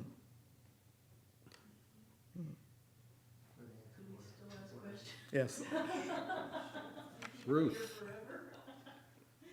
Yeah, I'm wondering if you're producing things other than books, and also the description of tonight said something about transducing in translation, and I was wondering if you could both talk about that. Transducing? Transducing is probably something I wrote for the blurb, which I could explain, but why don't you answer the more basic question, which is the way that your activities are manifesting themselves beyond books.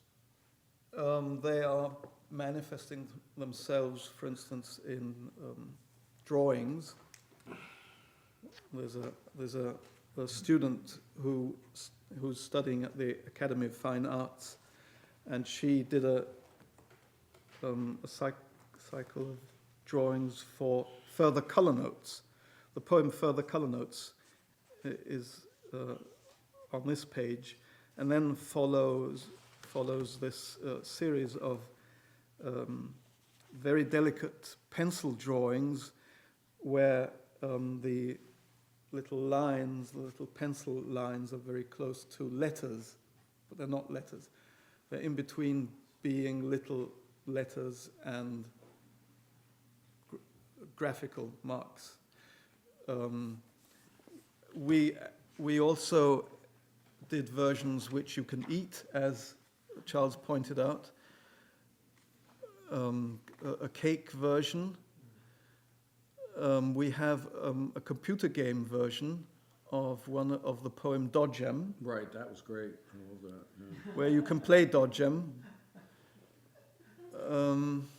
Dodgem, which is actually, you all know what Dodgem is, I'm sure, as which we call bumper cars in New York. This is actually a magazine that Eileen Miles edited. So We're going in to work in the 70s. We're going to work together, possibly with a film producer who does animated pictures.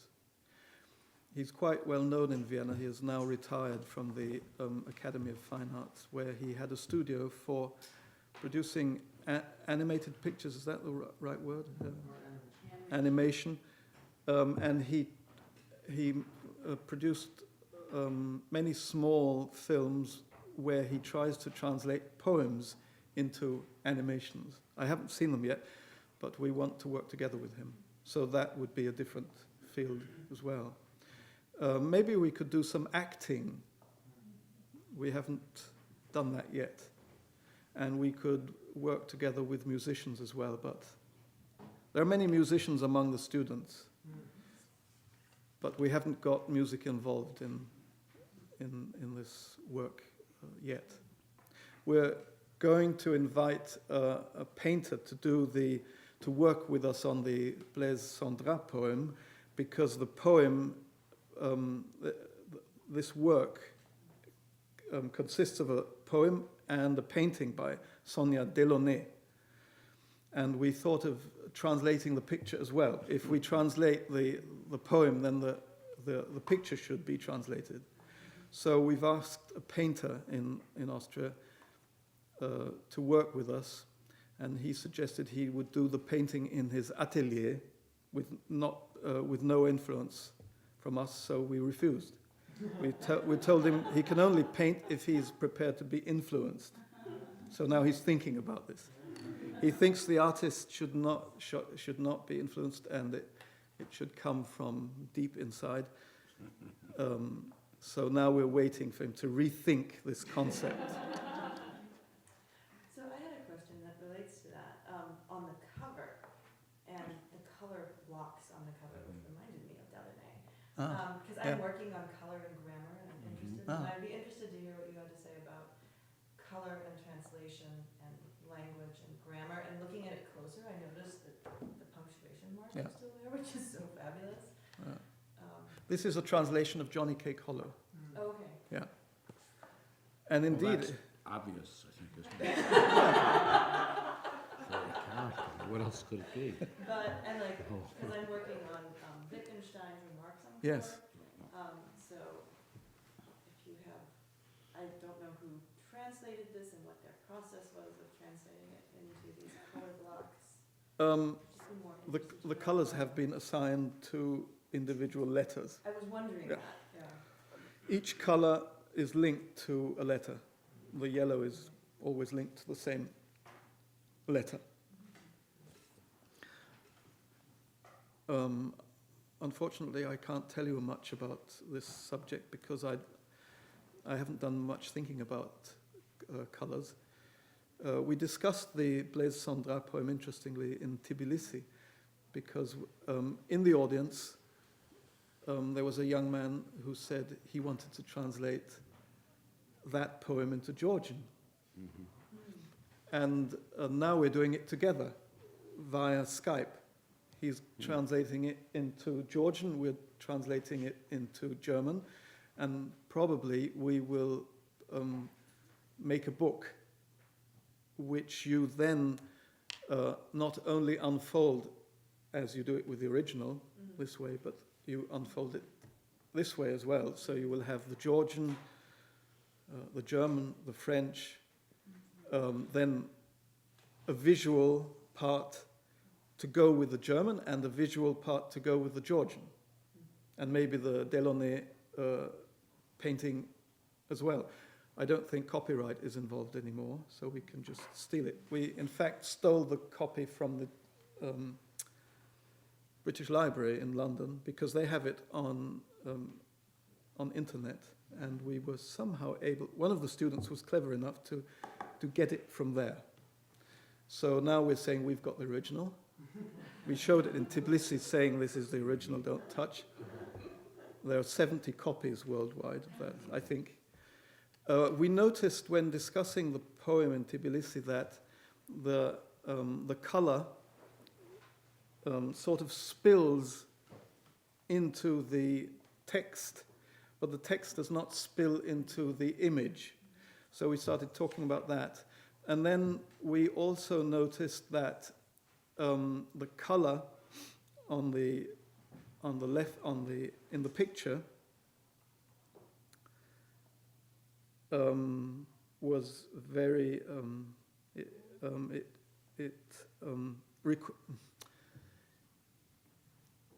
it is full of movement, and it has a depth, and whereas the color on the text side is plain. It's a plane. There are various versions. I've seen 5 of them Yes, side by side, and it's amazing the all right. color saturation differences. All right. We haven't seen that. Yeah. So, what was I going to say? We thought the Delaunay, the linking of the Delaunay painting and the written version requires, because it is a poem about movement and travel, it requires the onlooker to move as well, because if you want to read it, you have to move up to the poem, and if you want to see the picture, you have to move away. So the poem, this work of art, is actually moving you physically. That's what we talked about in Tbilisi.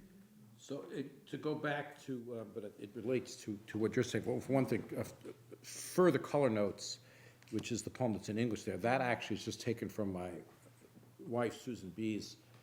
It just notes that she was taking actually, interestingly, of a Blake illumination. It was actually studies, I think, for Milton. It was at the Pierpont Morgan. She was just writing about, taking down certain things about the color in there and other things. So that I just took from her notes as a poem in my book, and then it was translated.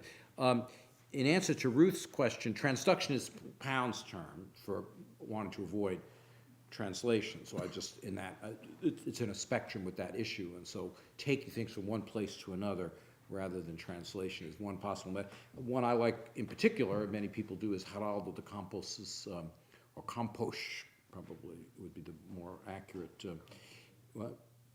just the Portuguese pronunciation, but Geraldo de Campos' work, Transcreation, as we would say, which is also quite nice. And de Campos is a really interesting thinker about translation. Somebody he's primarily known for his work in so-called concrete poetry, but the translation stuff that he's written is fantastic. Very influenced by Joyce, by the way, and he's done almost his own sort of version of Joyce. So he took that up years ago.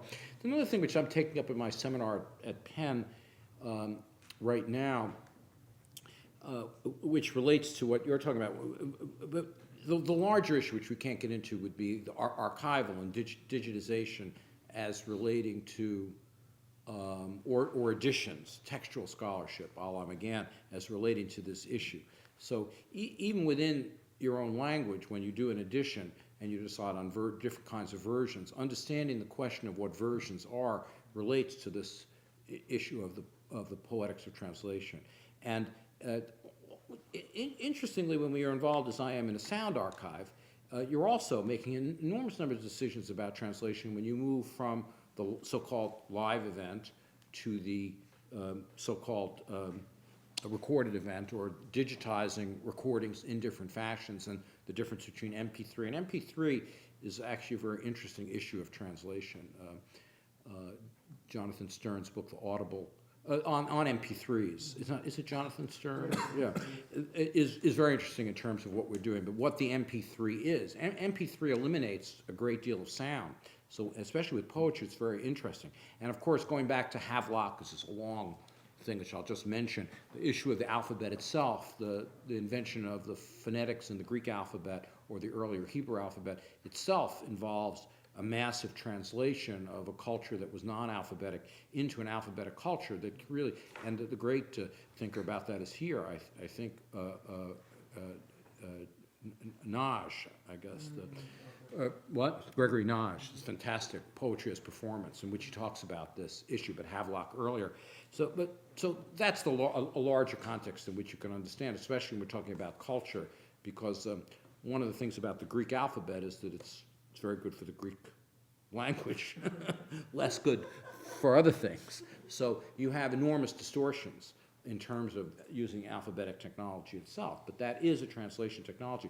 But the other thing that we're talking about this week in terms of sound is this issue of visual transcription of sound. So the earliest sound recordings are actually could be understood as being something like this, that they were actual graph. For example, if I go like this, it's like a sound wave, not even based on anything.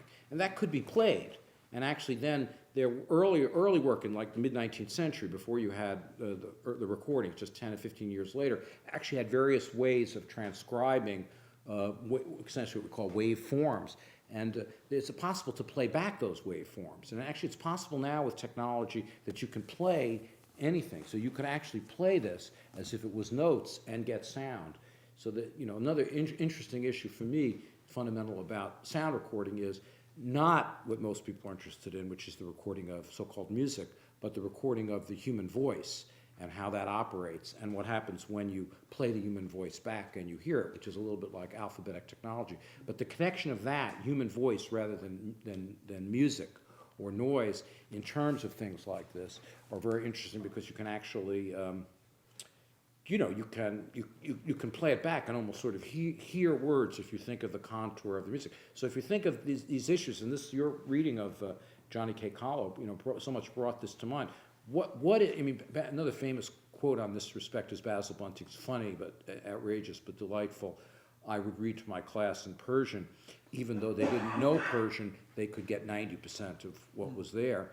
But this issue of what the sound patterns would be, if you just hear the sound, like my speaking now, we're tired, we're going, a lot of what I'm saying just has to do with the sound of the voice and the intonations and so on, and the relation to skipping on a record and so on. It doesn't have to do necessarily with what we would think of as the content. And this, and I don't think sound is the only thing, because sound is a problem. Is it rhythm and so on? But a lot of what we're talking about with an echoic poet, what I'm calling echoic, has to do with responding not to something that's abstruse, abstract or theoretical, but most fundamental and concrete, embodied relationship to verbal language, which is not necessarily the lexical part. When people speak to one another, a lot of what goes on, and so color is another dimension in a way. And of course, Wittgenstein on color really, you know, just discusses this. To learn a language is to learn a form of life. So, and to translate a poem is to translate a form of life too. So that would be a kind of correlation. And how we understand what color is in respect to sound, and in terms of the spectrum. So that, you know, translations are part of the problem with the accurate translations is if they treat poems as if they're in black and white, and then they translate them into black and white. Dennis Tedlock, who I worked with a long time, who worked in another very important area along with Rothenberg on translations from non-alphabetic cultures that don't have alphabets, always was very amused that or horrified that, first of all, that the poetry of indigenous people was translated as prose, even though it was mostly so much involved with intonation and rhythm that you'd see these prose summaries that made them like short stories. But also that people, when they did translation, this is great for you, he said, look at it, they translated, tries to make the things look the same, to see on either side, as if somehow they're looking the same, then it must be, well, which for him is absurd, because translation in non-alphabetic culture involves, like Nashi says about the Homeric epic and Alfred Lord and Milman Perry argue for around the Serbian singers and so on, has to do with constant retransformation, that you're telling something, again, in a different way that isn't exactly, it doesn't try to make it look the same. It actually is redoing it according to a whole range of different things. So a lot of this stuff really goes back to this kind of, you know, issue of the alphabet, and also web technology and reproduction, and in terms of how we understand what the relation of these different things are. Well, it seems to me that when you step forth to do a translation or any work of art, you want to give people something you love. And how do you balance wanting to give your love of the act of translation with wanting to give what you love in the poem that you're translating?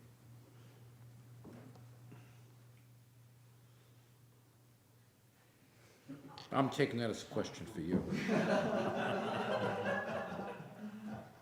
Williams encouraged hesitation. That's right, hesitation. Well, that question may link up with something I said fairly at the beginning about activity. Maybe the answer lies in the fact that if you want to give something you love, or if you want to give love, Is it that? If it's giving love, but love. Sorry? But also because in his work you also found love. Yes, and love may be not a thing or something which is, but an activity. So maybe it's, I don't know, can you give activity as a present? It might be a good idea to do that. I would say it's involved with an exchange of energy rather than a containment and reduction and the sending of a message. So the exchange of energy, it's a different kind of economy. It's about exchange in which it's not about equivalence, but about moving the energy from one place to another without having the entropy take over and sort of kill the thing that's there's a wonderful Cavalcanti famous line of one of his poems, which is translated into English as that you can't if you try to I forgot exact that if you try to represent something, you kill the spirit. I forgot the exact. The spirit dies. So, that's one of the problems or the wonderful Gertrude Stein in the beginning of Making Americans about the butterfly, and you catch it, and then you love that, and you put it in the book, and you make it into something that is completely accurate, but you've killed the spirit. So, I mean, that's where you have to keep that energy as an exchange, not as a kind of anatomically correct. Also the struggle of the poet who wrote the poem, I think. If it is portrayed, it dies. For love is such a thing that if it is portrayed, it dies, is the Cavalcanti. I was very attracted to that, but I think it speaks to that, and also speaks to the issue in Wittgenstein Cavell of acknowledgement, which is another way of understanding this issue of activity. And of course it depends upon the poem. And again, even that is, you wouldn't want to say that was the only, there are different reasons that things are translated. I always say, thinking of it, different kind of language games, but I always emphasize, because I'm very directionally challenged, I can't find things. If I'm giving directions for how to get from here back to the hotel, then I want that in a particular kind of language. So it's not, this particular kind of language that we're talking about isn't about the conveying of information. So that isn't what poetry is about. It's not the conveying of information, but it might be about the conveying. The spirit is a problematic word, although not unrelated. The sacred is a very problematic word, but not unrelated. The scared, which is sort of my thing, is not a problematic word and is directly relevant. Or something like or energy or something else, but it's the transmission. It's going back to that. In a way, that's, I think, what Pound, I hate to keep mentioning Pound, but was interested in, though, in terms of transduction and the way he was, such tremendous misunderstanding of the Chinese. And yet, his translations from the Chinese, very wrong, were actually contact with the Chinese. The people in China, they love, because he's actually engaging with the Chinese, even though he's wrong about the language and so on. So, the whole issue of the era is always the something that you have to risk. You have to risk it based on intuition and by going for it. And to follow the hygienics of translation, it can kind of kill the very thing that you're trying to. Exactly what you're saying. What interests you and engages you. So for me, about this book, and I don't read German as I can a little bit, but it's very hard, for me to read a book like this. But I'm convinced. This book seems to me, it's the same as a book of mine. I mean, even better than most of my books, as far as I'm concerned. So it's, as far as what you're talking about, I feel this book is a transformation and realization of what I do, which is partly thrilling because I couldn't do it myself, So that's in a way, the gift aspect, the gift economy, rather than the information transfer.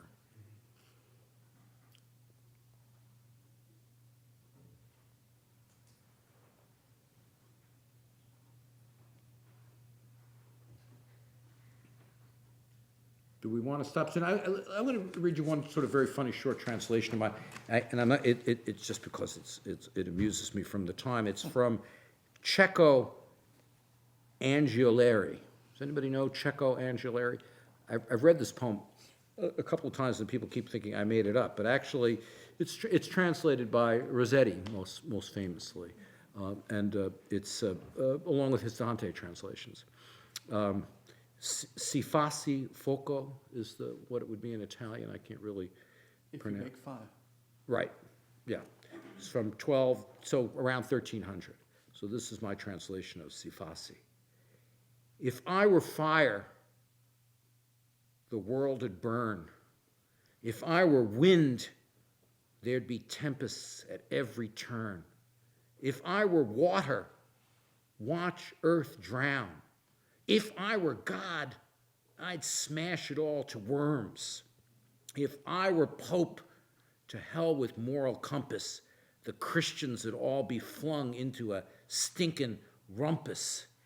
If I were Emperor, what did you see? Everybody's heads rolling round me. If I were death, I'd go straight for my father. If I were life, I'd run fast from that bastard. Likewise, don't you know it, from mother. If I were Cecco, likes I am and was, I'd chase young pretty fuzz. Crips and hags, I'd leave to you, putz. So it's a marvelous and actually less known but kind of famous song. But that's this is a sort of it's quite close to the Italian. I mean, which I can't read, but I mean the what? I just love that last word. That's great. The putz. Yeah. Well, what am I translating there? Altui. So you try to, talk about the energy. I'm sort of responding to that. I mean, that poem is what just in some ways it's like what I'm doing. So how do you how do you make it so that it isn't some historical relic, and you get the kind of real devilish, angry, and then also you don't associate that with 1300, but of course that's just wrong. That is what people wrote in 1300. It isn't just beautiful sort of archaic things.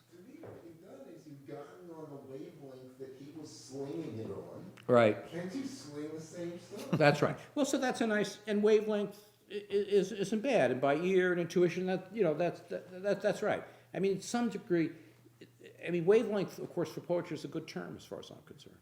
I like the concept of wavelength. So you could say, that's it.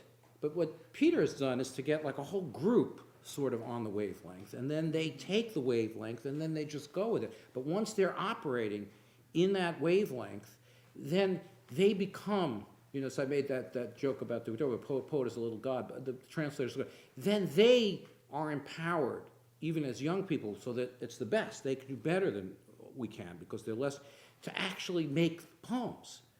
And that's where the transformation can really be exciting. Where the people doing the translations feel like they are making poems, but on the wavelength, and they have some reason to do it. Could I read one proper translation? I'll do the English as well if you absolutely, agree. Yeah. A very short poem with the title "Don't Be So Sure" and the subtitle "Don't Be So Sûr." My cup is my cap, and my cap is my cup. When the coffee is hot, it ruins my hat. We clap and we slap, have sup with our pap. But won't someone please get me a drink? Sei saublöd, sei nicht so sur. Mein Topf ist mein Kopf und mein Kopf ist mein Topf. Zu viel Pfeffer und Salz verdirbt das Schmalz. Wir mampfen und bampfen, wir schmatzen und patzen. Aber ich hätte jetzt gern ein Schweinernes mit Sauerkraut. See, that's to me. That's pork. I even can understand that term, and I can understand he's got putz in there too. But that's like one. That's better than the original for sure. Whatever the original. So unfortunately, this translator has moved to Tbilisi. Yeah. All right. So thank you for your patience with us, and we will see you Soon. anon.